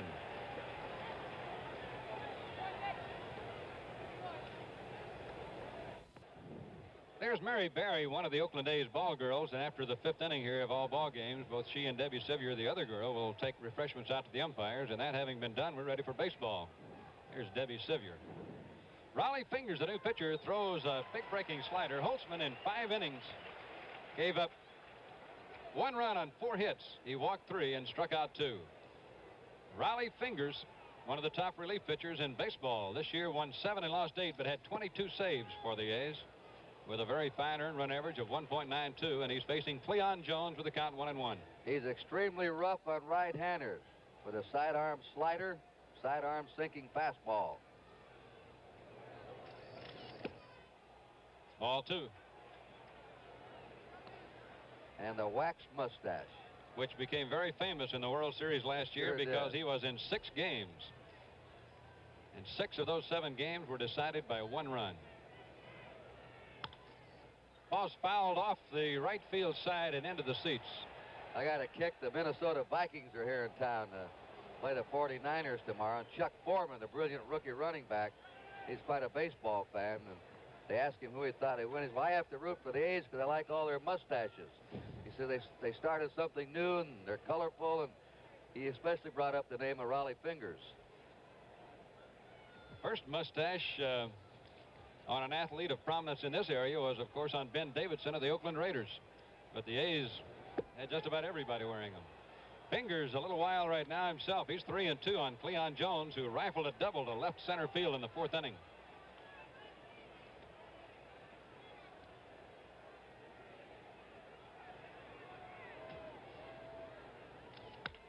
Base hit.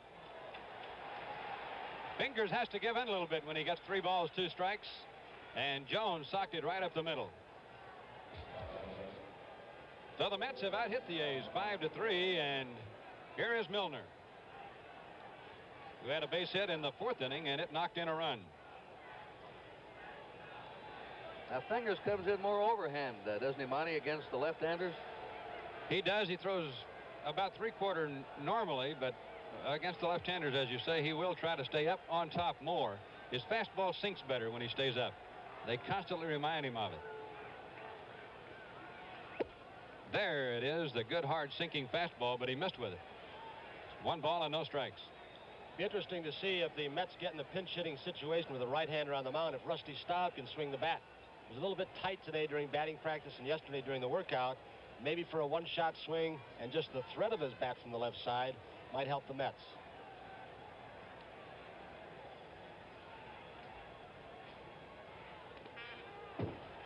Fouled off. It's 1 ball, 1 strike.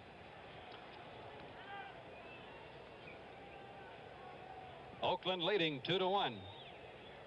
First game of the World Series, which will move to New York for 3 night games, Tuesday, Wednesday, and Thursday.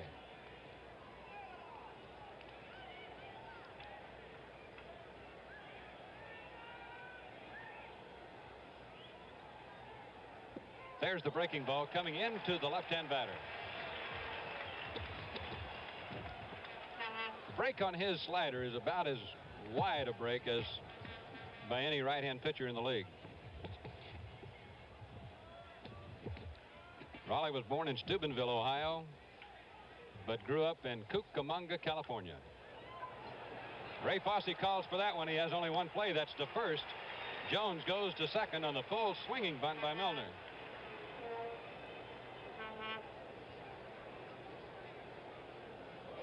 We talked about the fine catching in this ball game today. Watch Fosse get out from behind that plate, removing the mask so we can get a good clear picture of the ball. No chance for the play at second.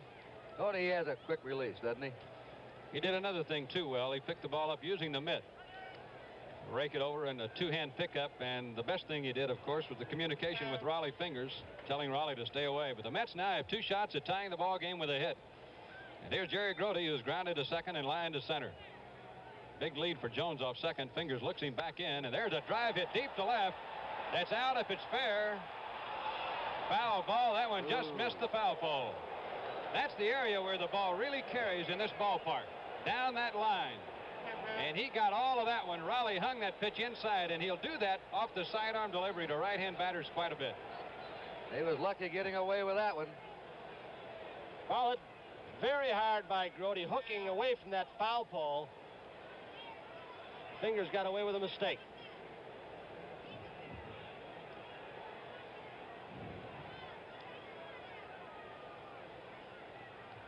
Rhodey has a very quick bat. He's hit 2 balls very hard here today. Back upstairs with a fastball. It's 1 ball and 1 strike. Monty, Reggie Jackson, for not having played much center field, none this year, I guess you said, is playing a very shallow center field. Billy North, the man whom he replaced, played a very, very shallow center field. He and Paul Blair are the 2 most shallow in the American League. Ball 2.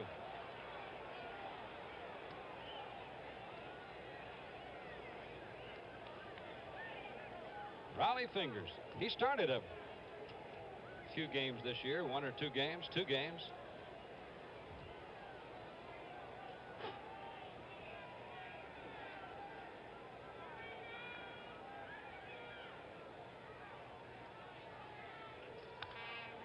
Rhodey fouls the fastball off. He's been high with every pitch, and the man who runs the show on the infield for Oakland, Sal Bando, just went in to say something to Raleigh. As Catfish Hunter says, I can hear Bando the whole ball game, and he just keeps saying the same thing. Keep it down, keep it down. Get ahead of the hitter. Sal is a tremendous team leader, was one of the youngest team captains ever named in the major leagues. And he's held that job for 5 years here in Oakland. Popped it up. Campaneris with the shades down. Green is going out. Jackson coming in. Who's taking over? Jackson caught that ball with a glove up. I don't think he intended to catch it that way, but Green had gone a long way out, and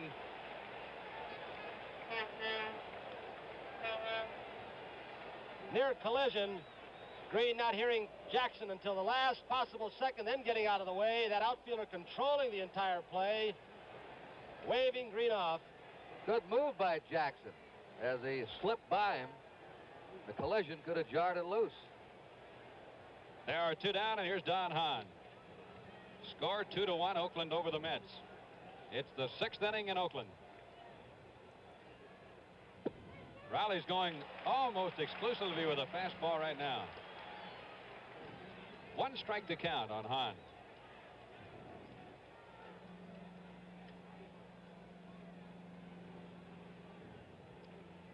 Jones at second base giving the thumbs up sign to Hahn.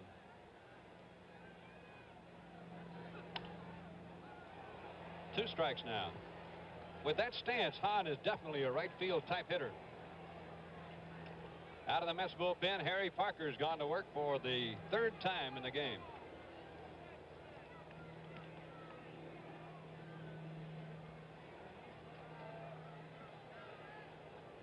Fingers ahead of the batter. Fouled off. Tony, I think in the first game of a World Series, you really see, particularly with a man in scoring position, what the scouting reports say about the batters, because the pitcher is going to go right at the batter with the pitch that the scout says you can get him out on right now. No doubt about that. And, of course, what you mentioned a while ago, Bando yelling out to Fingers, get ahead of the hitter, and he is right now. Let's see if he wastes one. Fosse giving a low outside target again off the sidearm fastball. Swung on and missed. It gets away from Fosse. Hahn is going to make it to first base. Going to third on the play is Jones. Plate umpire says the man did not foul tip the ball. Well, we had just mentioned that Fosse was giving a low outside target. That pitch came high and inside, and Ray just couldn't get up there and corral it. He came from the side, a crossfire. Hahn never saw the ball. I don't believe he was completely surprised. So was Fosse. Fosse was shielded on the swing by Hahn. Did not see the ball going off his glove. It could be a big play. And shades of Tommy Henrik and Mickey Owen. We had that play in the playoffs with Baltimore. Dick Green struck out on a play with Earl Williams catching, and it allowed a runner to keep an inning alive, and the A's went out and scored.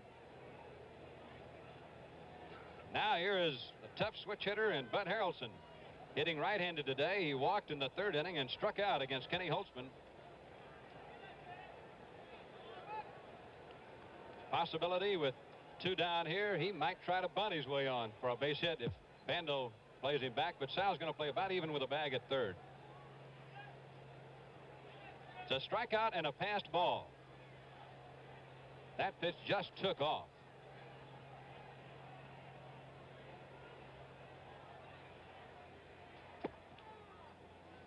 Ball 1.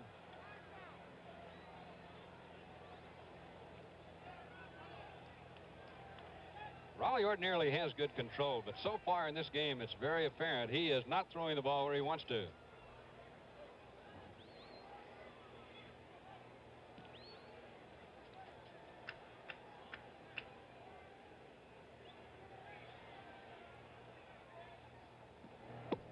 Fastball strike on the outside corner. The A's outfield has shifted just as strongly around to the left on Harrelson as they had been around to the right when he was batting right-handed. Joe Rudi very close to the foul line in shallow. Jackson in shallow center, and there's the hole between center and right. And Oakland has Darrell Knowles up in the bullpen throwing. Bullpen coach Vern Hochheit standing there to protect him. Good sinking fastball. Strike two. It's interesting, Monty, that last year the Oakland club became the first team to go into a World Series with only 8 pitchers eligible since the Cardinals in 1944 against the Browns. And Oakland's into this series with just 8 men on their pitching staff. That's right. The designated hitter this year, that is the most Oakland has carried all year long.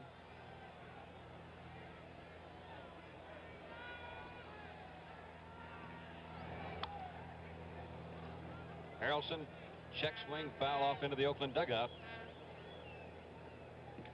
It almost looks as if the hitters are even having more difficulty picking up the ball now. The pitch that Hahn swung at, and Harrelson almost got hit by the last one on a check swing. Harrelson really chokes up on that bat also. Struck him out with a blazer on the inside. No runs and a hit, 2 left on. The score in the middle of the 6th inning, Oakland 2, New York 1. We've talked many times during this telecast about the poor background for the hitters in this ballpark today. Let's listen to the words of Joe Rudi and what that background looks like. Tony, it really is, because the background they have here isn't wide enough, and they took the tarps down they normally have over the seats, and people are going to be sitting there in the light shirts, and a left-handed pitcher is tougher right-handed and vice versa. Here is Joe Rudi starting the 6th inning. He has hit 2 line drives today, one caught by the shortstop and the other into right field for a base hit that knocked in the go-ahead run. See where Darrell Knowles predicted yesterday that Rudi would be the star of the World Series. You know, last year was funny, Kurt. Before the World Series, Gene Tennis had only 1 hit in 17 at-bats in the playoffs. Slow curveball gets Rudi swinging, and Darrell Knowles predicted to the press after the final game in Detroit, the man is going to have a great World Series at Gene Tennis, and he did. So all the players and the press put it on him again this year. All right, make a prediction. So he picked Joe Rudi. They've changed the pitching pattern on him this time up. They're throwing him off speed pitches now. They've been throwing smoke to him. Matlack is relying more on his curveball and his fastball. He's showing him the fastball and using his curve in the strike zone. There it is. Rudi bunts the ball, and it hits him in the foot, and the plate umpire calls him out. Dick Williams is going to argue about this. He doesn't think Rudi was out of the batter's box. Plate umpire Marty Springstead challenged by Rudi and Williams. They don't think they were out of the batter's box when the ball hit him, and Springstead didn't ask for any help. He called it right now. And I think that's what Dick Williams is arguing. Also, Joe Rudi, why don't you appeal, or we want to appeal the play and have Augie Donatelli in a conference with you. But he called it all on his own. Apparently Rudi out of the batter's box.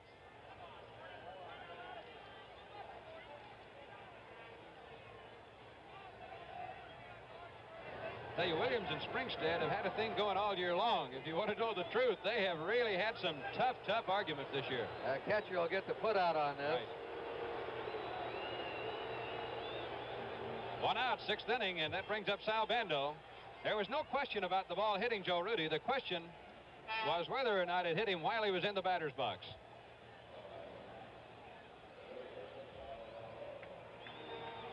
Bando's lined out to left field and singled.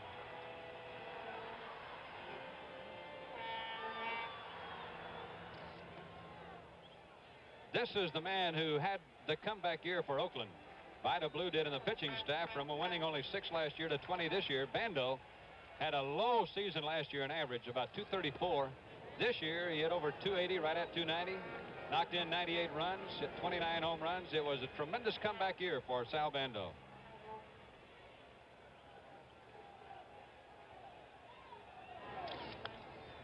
Pop out of play into the crowd.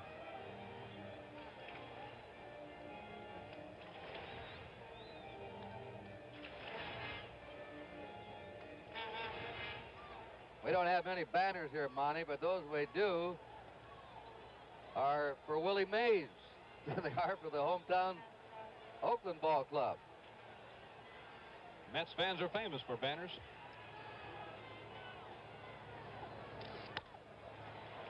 Bud Harrelson working on another grounder. Throws him out. 2 out in the 6th, and here's Reggie Jackson. Jackson is grounded to short and popped up to short.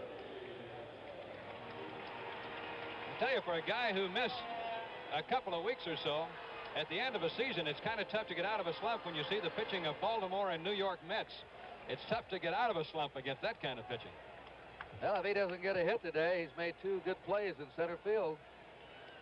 He's contributed there, and he can do that. He's a good fielder, base runner, fine throwing arm. Curdy's had the best year defensively and on the bases he's ever had with the A's this year. He really put it all together, and I think is a bona fide strong candidate for most valuable player award honors in the American League. I wondered how much that bad injury he had last year that shelved him in the World Series would slow him down this year, but evidently not much.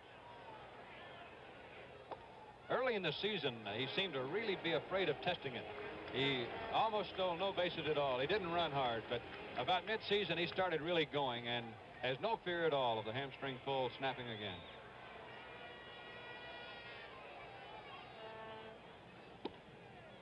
Monty, we look down, we see Tug McGraw starting to warm up now. So both these managers, Yogi Berra of the Mets and Dick Williams of the A's, have gone to their aces. With our portable camera looking from behind the home plate area on the third base side. Reggie Jackson gets a walk, and that brings up Gene Tennis. It's only the second walk Matlack has given up in the game. There's Rusty Staub. Not playing today because of an injured shoulder that he made making a sensational catch in New York in the series against Cincinnati. Monty, we might see Rusty in this ball game. Matlack is the first hitter in the 7th for the Mets.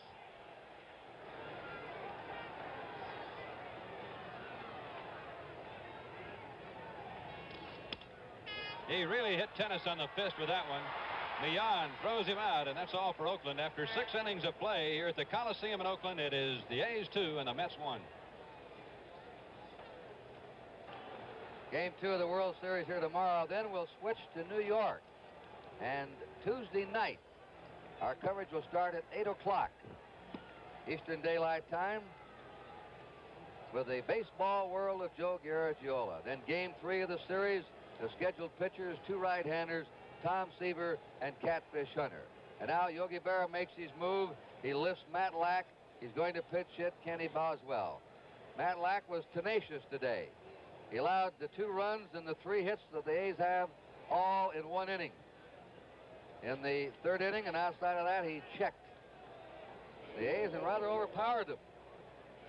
Made some tremendous pitches, and that last one to Gene Tennis was a very fine example of that.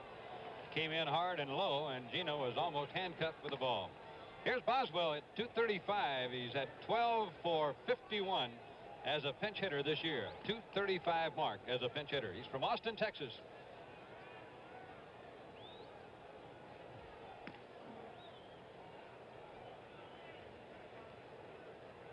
Against Raleigh Fingers. 0-1. Baseball has the last 2 years in the playoff system had both the National and American League playoffs go the full 5 games. Last year, the World Series, the full 7. Fingers misses, ball 2. And unless Fingers falters this inning, we'll have the 2 aces of the bullpens going against each other. Tug McGraw is going to come on and pitch in the last of the 7th for the Mets. Fingers came on a little earlier today than you look for short inning relievers to come on, but he's had some fairly long relief jobs this year. He's gone to ball 3 on the leadoff man.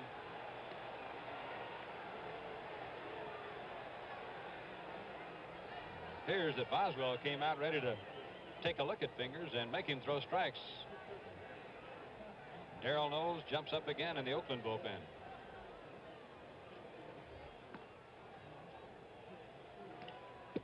Strike. Horacio Pena also joins Knowles.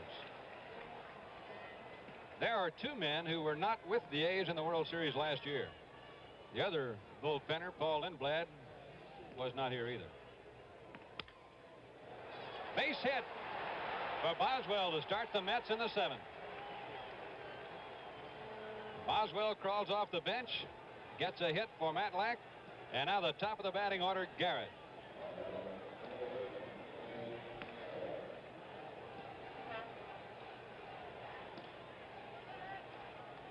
Ray Fosse looking over to the A's dugout area. A lot of times Ray has a signal with Dick Williams to tell Dick whether or not a pitcher still has his stuff.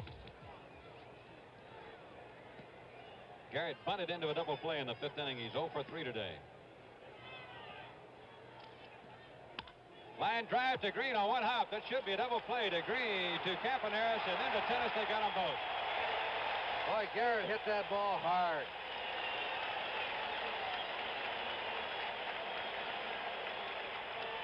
And there's a play that's going to afford a little bit of second guessing, I think, on the part of sports writers, fans, and I guess us broadcasters. Why not a bunt? Moving that tying run into scoring position at second base. Green can really pick him, can't he, Monty? He's a good second baseman. That was not an easy play there. It was hard hit and right at him. It's the short hop, and he fields that ball cleanly about as well as anybody around. On the other hand, Tony, the ball hit a few feet either way. Boswell would have been the 3rd. I would imagine that figured in it, that Fingers had not had really good stuff here in this inning so far, and let him take a shot at him with that left-handed batter. Dick Williams is out to talk to Raleigh now. The pitcher's friend, the double play, and the A's have had 2 so far today behind their pitchers. Here's Millan, who backed Joe Rudy up a little bit beyond the scouting report, I believe, with that triple he hit into left center in the 5th inning. Joe was playing it very shallow, and he's deep now. Here comes McGraw in toward the Met bullpen. He'll come in to pitch the last of the 7th. Well, Millan doesn't give you much of a strike zone. Look at that. He's right on the plate and in a crouch. Raleigh misses low. There's one hitter in the American League who bats like this. He chokes the bat up about 8 to 10 inches. That's Kenny Suarez, final catcher for the Texas Rangers.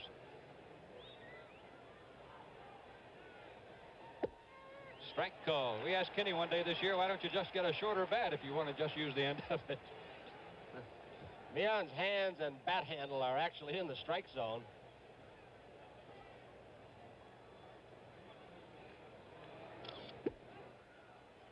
Two balls and a strike. I'd say the Mets today have hit the ball harder than the A's. And have more of them. 6 hits to 3. They stung the ball even on outs. Like that one. A line drive to Bert Campaneris. He picked it right off his shoe tops. In the 7th inning, the Mets don't score, leaving it Oakland 2, New York 1. We've already seen one good defensive play by Buddy Harrelson, the shortstop. Let's take a look at another one, and we expect that from these 2 shortstops in this ball game. Almost handcuffed by it. Bert Campaneris scooping it right off the ground, showing the umpire that it did not bounce, did not short hop it. And here, Monty, is Tug McGraw now, who staggered through the early part of the season, and that was brilliant the last 2 months. He is from Vallejo, California. Born in Martinez, so he is pitching right in his home backyard, and it's amazing how many Mets players are playing right here close to home. But this has been a great baseball area, Kurt. It's produced some of the outstanding Major League stars of Frank Robinson and Willie Stargell and Veda Pinson, and you could go on and on. This area has produced a lot of big league players. Let's see, Pinson and Robinson came from McClymonds High School. That's right, right here. High school. Not very far away from this ballpark. McGraw with a screwball, that's his trademark, but he does have a fine fastball and curveball. He can overpower you. Usually has good control. Control he acquired late in the season after that shaky start. He was sensational the last 2 months of the season. He appeared in 60 games, winning 5 and losing 6, but he had 25 saves. His earned run average 3.86. First man he faces, Jesus Alou. This is the 3rd Alou brother to play with the Oakland A's in the last 3 years. Strike call. And all 3 of them played with the San Francisco Giants on the other side of the bay.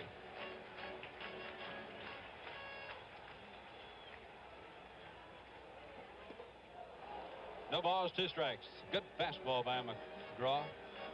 A lot of people ask you to compare the 3 Alou brothers, Felipe, Matty, and Jesus, and I think they're all 3 different types of players. Hit him right on the fist. Watch Harrelson at work. Got him. Good play on the run. He makes difficult plays look easy. He gets a good jump. He's actually moving before the pitch. He has such good instinct and is leaning with a pitch. He got the big hop. Watch him get rid of the ball with an accurate throw. One of the tops in baseball. Threw off the right foot, but it makes no difference with that kind of momentum going towards first base. Here's Ray Fosse, the A's catcher.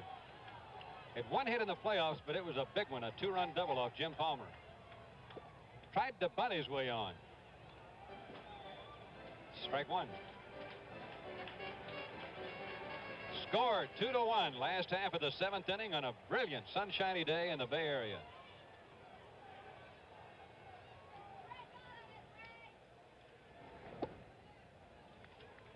One ball, 1 strike.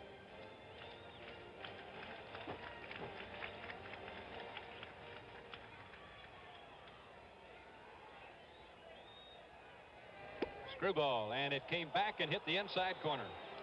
That at one time was definitely a ball, but it just kept turning, going down, and it nailed the inside corner. It's 1-2 on Ray. There it is again, and it's hit to the shortstop Harrelson, and that today has been a bad place to hit it if you want to get on. 2 away. I think it was McGraw who coined the Mets slogan this year, "You gotta believe." Dick Green, up for the 3rd time in the game. He's walked and struck out. The Mets are in the World Series with the lowest 1-loss percentage of any team in the history of the series. 3 games over 500. Screwball, called strike. Deceiving, though, Monty. They didn't have their club till the final 6 weeks.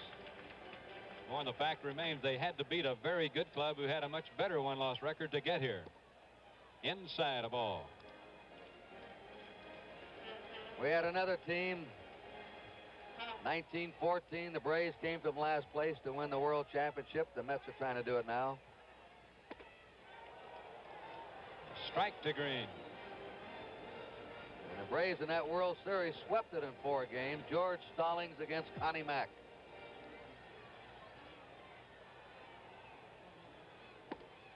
McGraw throwing heat up there, and with that screwball, which is an off-speed pitch, followed by the fastball or preceded by it, you can see how the batters have a hard time getting on McGraw. Back to the screwball, and Green pops it off first base. Right in front of the Mets dugout on the warning track.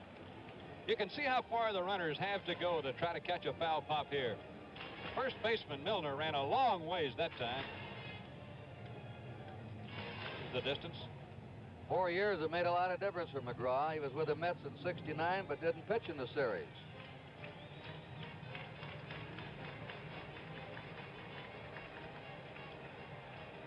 Two out, 7th inning. 2 balls, 2 strikes.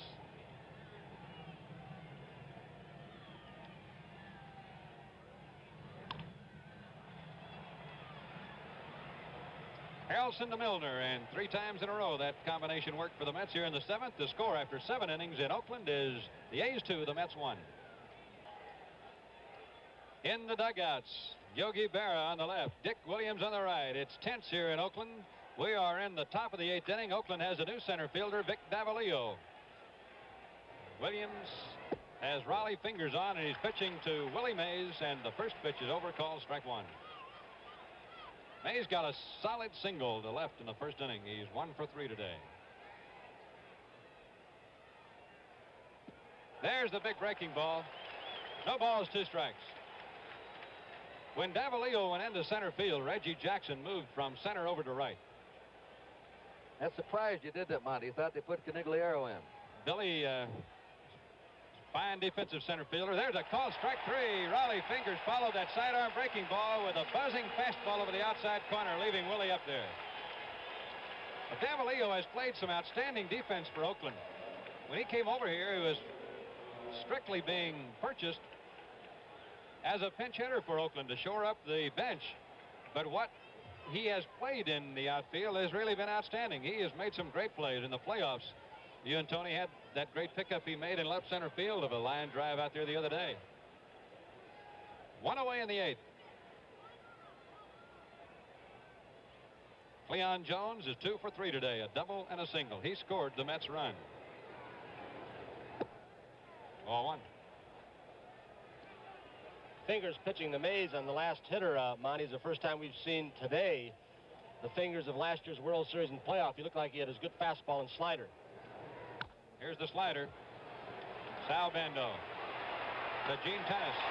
And they're 2 away, and Fingers definitely is locked in right now. He has good stuff, good rhythm right now, and he's had the ball down. The best he's looked of any inning. He's gone 2 2/3 innings of relief, allowed 2 hits, struck out 3. By the way, if the A's would hold this lead, Holtzman would be the winner. He's the pitcher of record. He pitched 5 innings, gave up only 1 run and 4 hits.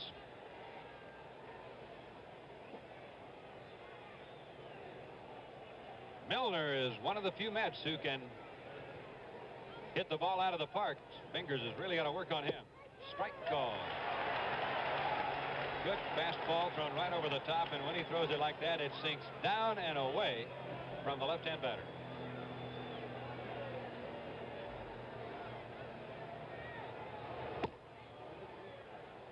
One ball, 1 strike. Darrell Knowles starts throwing in the Oakland bullpen again. This 3rd or 4th time he's been up.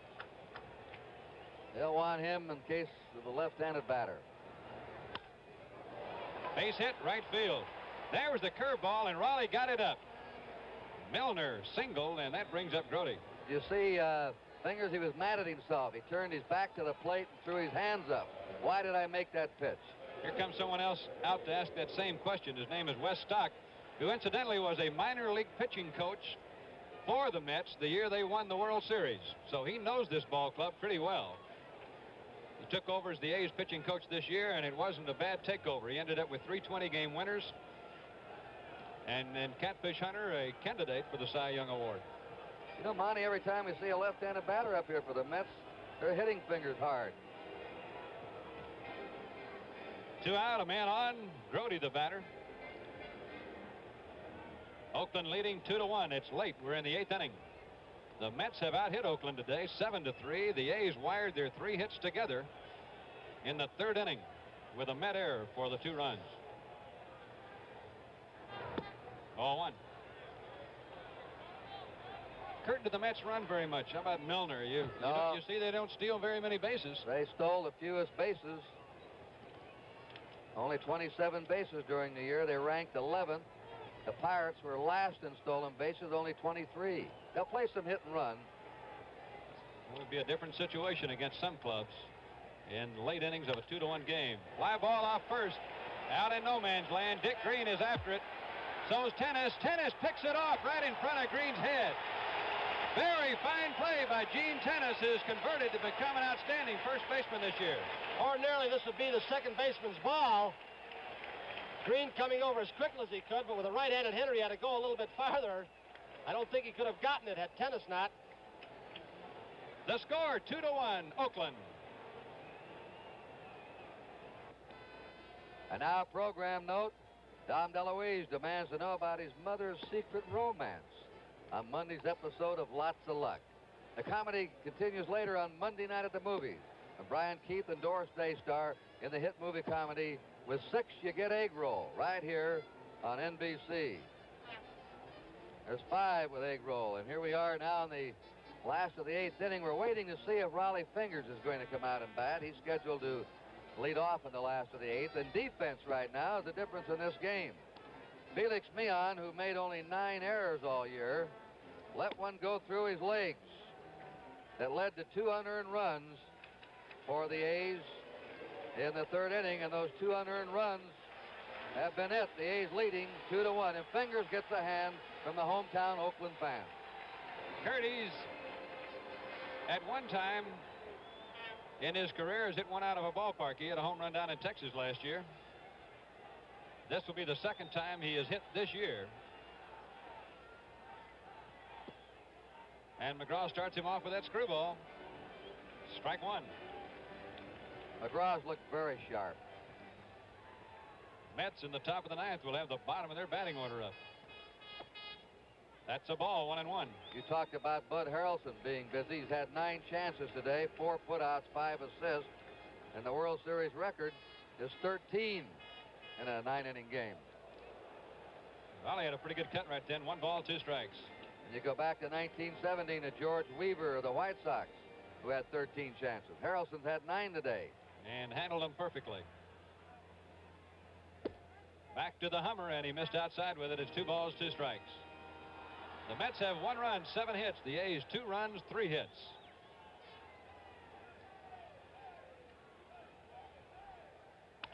Raleigh swinging late, fouls it off into the second deck here at the Coliseum. Monty, the Mets, aren't supposed to be much of a hitting ball club, but they outscored Cincinnati 28 runs to 7 in those 5 playoff games. They've out-hit the A's today. Screwball, and did he have Raleigh fooled or not? Way out on the front foot. Fingers strikes out. There's 1 away.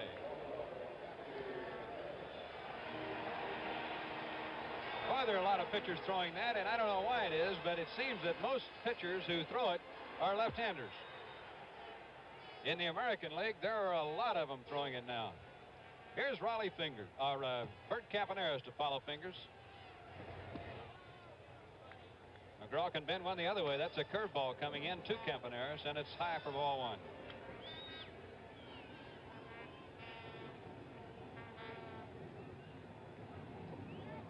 Screwball, and we talk about the screwball all the time. You just rotate the wrist the opposite way, and a left-handed pitcher throwing to a right-handed batter, the ball will come in and break away, down and away. The curveball breaks into the right-hander.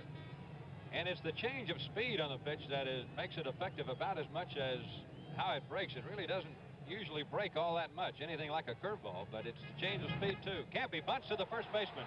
Too close to the line. He tries to slide under him. And the first base umpire and the home base umpire are saying who's going to call it. Nobody's called it yet. Campy apparently got under the tag and made it to first base. Yogi Berra's out to argue about it. Marty Springstead, the plate umpire. Augie Donatelli, the first base umpire. Campanera slid under the tag, it looked like.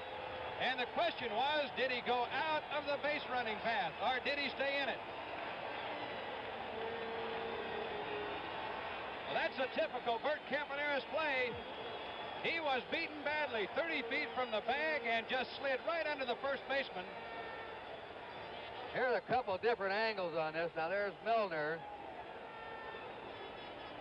He's still in the 3-foot lane, and Milner appeared to miss him as he shot right by him. Watch him go by him. As he just accelerates there, the slide is under, and Miller missed him, trying to tag him on the back. That's the angle that you see and we see, that he appeared to miss him, and Campaneris is safe at first. Here's another angle now. As Miller reached for him and came down, he definitely missed him. Fantastic play by Campaneris, and as it turns out, some real heads-up umpiring. Donatelli waited until he called that play, until he saw what Springstead said about whether or not he ran out of the baseline. Here's Joe Rudy, but McGraw drives Campaneris back in. Kurt, what kind of move does McGraw have? Pretty fair.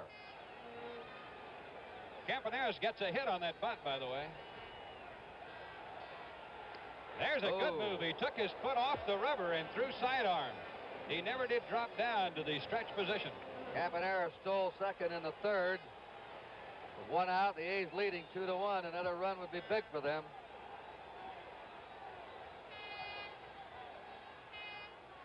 He faked the throw, but didn't throw, and it was not a balk because he had his foot off the rubber. So Campy's seen both of McGraw's moves now.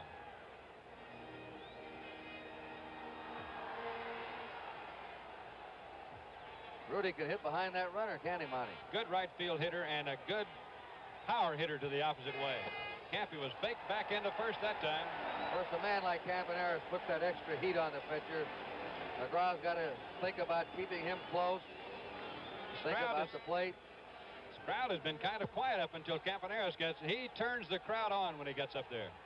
They call him the Roadrunner here in Oakland, and they flash beep beep signs a lot of time when he's on.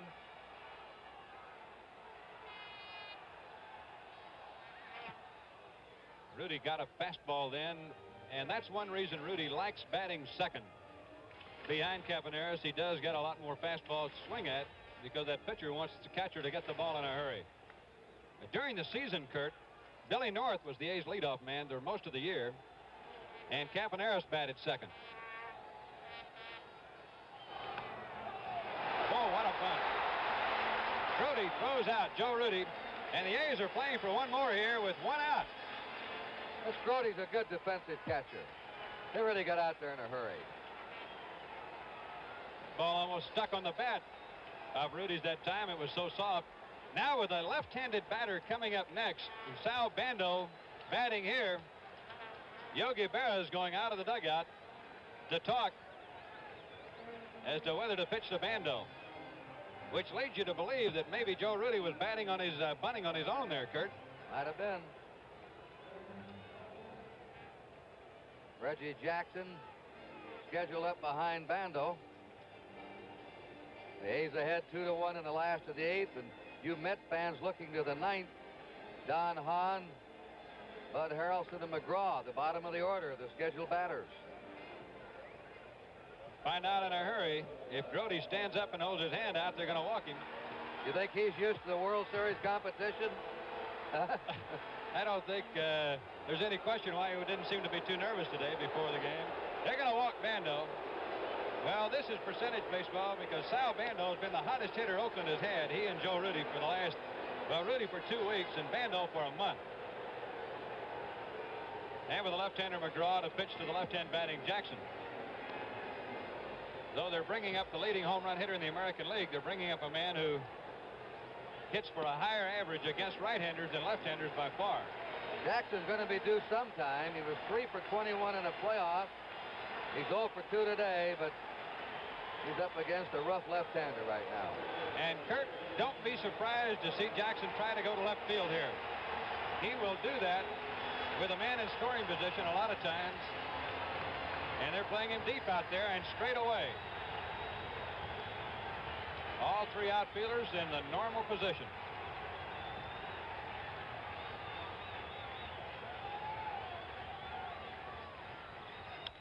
Ground ball right at the second baseman. The percentage play work beyond throws Jackson out as he did try to pull the ball. And after 8 innings of play in Oakland, the score is the A's 2, the Mets 1.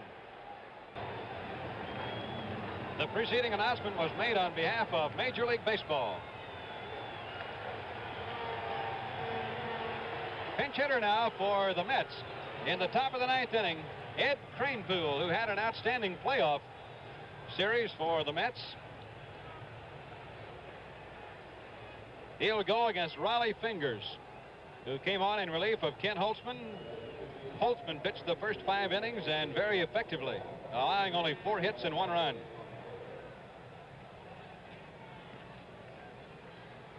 Out in the Oakland bullpen, the backup crew of Darrell Knowles and Horacio Pena.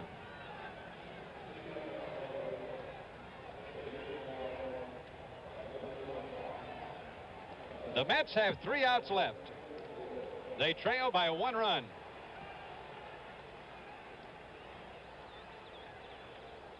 Kranepool played in 100 games for the Mets this year. Had 1 home run, had a .239 batting average.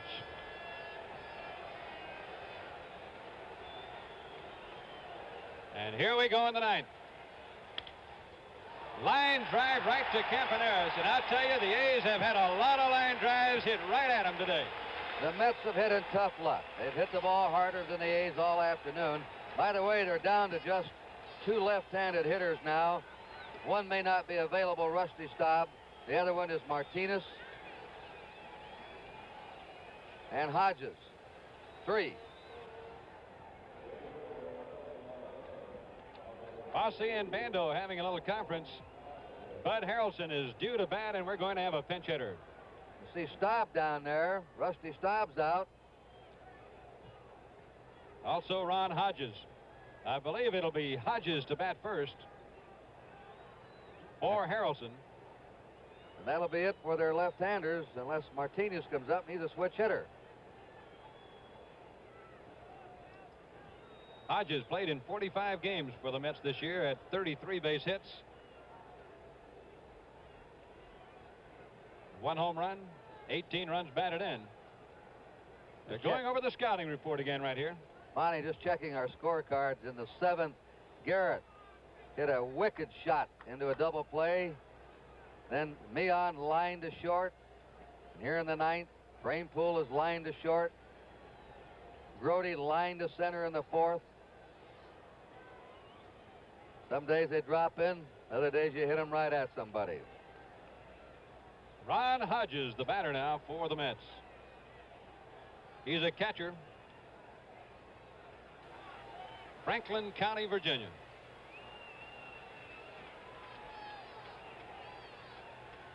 Fingers starts him off with a fastball inside and low.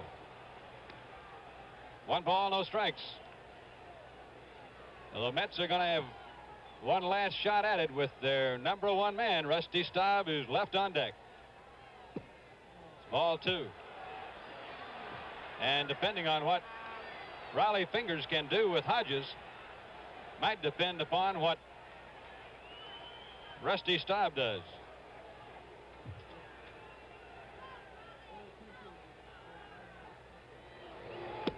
Strike on the outside corner. Here's a look from our portable camera. Roving around right behind home plate now. You see Staub, and over his shoulder the batter, and Ray Fosse giving the sign for this pitch with a 2-1 count. Ball 3, Fingers. Kurt, you remember the 7th game of the World Series last year? A tense moment in the 9th inning. Raleigh hit a batter, Darrell Cheney, to keep that suspense going and allowed Pete Rose to come up and bat one more time for Cincinnati, but then he got him out. Flight out to Rudy. He is at 3 balls and 1 strike on Hodges. Ball 4, he walked him, and that's going to bring up Rusty Staub. And if he could hit one out, it would be the ball game lead for the New York Mets, and they're going to have a runner. Teddy Martinez. Teddy Martinez is going to run for Hodges. That's the first man Fingers has walked in the game. Staub batting. Wonder Williams thinking as Berra looks on. Normally he might bring a left-hander in, but he's probably, well, here he is, wondering how bad Staub's shoulder is. He was waiting to make sure that Staub was announced as the pinch hitter. He is now, and this is the 2nd trip to the mound by an A's representative out of the dugout in this inning, so Raleigh Fingers is automatically out. This rule was not invoked for the World Series last year, but it is for this one. Now, there's a break in the action here in Oakland. The scores, the A's 2 and the Mets 1. You saw Dick Williams move to the home plate umpire. Was he announced? Is he in the game, Staub? Yes. He's brought in Darrell Knowles, and now Yogi Berra removes Staub and is going to go with a right-handed pinch hitter, Jim Beecham. Darrell Knowles has never pitched in a World Series game. Last year, right before the American League Championship Playoff Series, Darrell, while batting, hit a ball to left field, and as he watched it fall into left field, he started running to first base and fell down and broke his thumb on his pitching hand. The score here is the A's 2 and the Mets 1. Jim Beecham is the batter, and the attendance here today, 46,021. Beecham on the season hitting .279 for the Mets. As a pinch hitter, 9 hits and 34 at-bats. He's from Grove, Oklahoma. Darrell Knowles, in this situation, might have been brought in to hold Martinez close as well as to pitch. Strike call.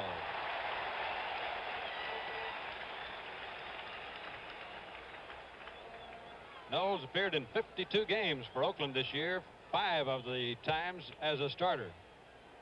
Won 6, lost 8, had 9 saves. 1 ball, 1 strike. Knowles doesn't throw a screwball as such, but he throws a turned-over fastball. He throws it hard, and that's his double play pitch to right-handed batters. From behind first base, you can see what it looks like to see Darrell Knowles. There's his pickoff move, which is one of the best in the American League.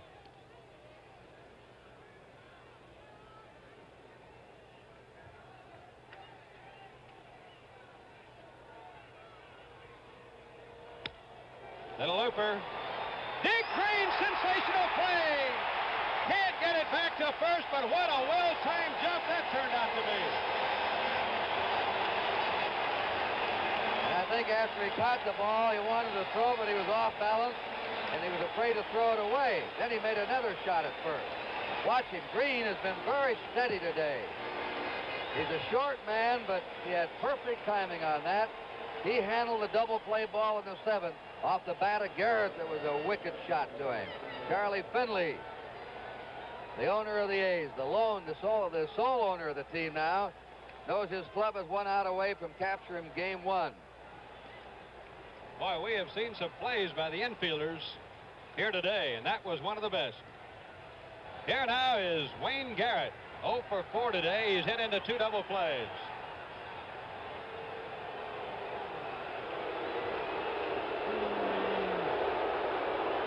NBC statistician Alan Roth and our production stage manager Jim O'Gorman today. Our thanks to them for their great help.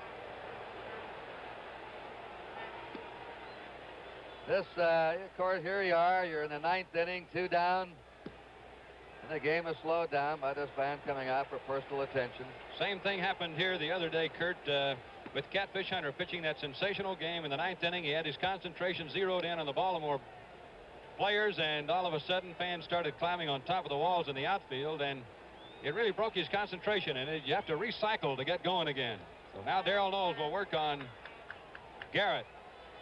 Martinez the runner at first.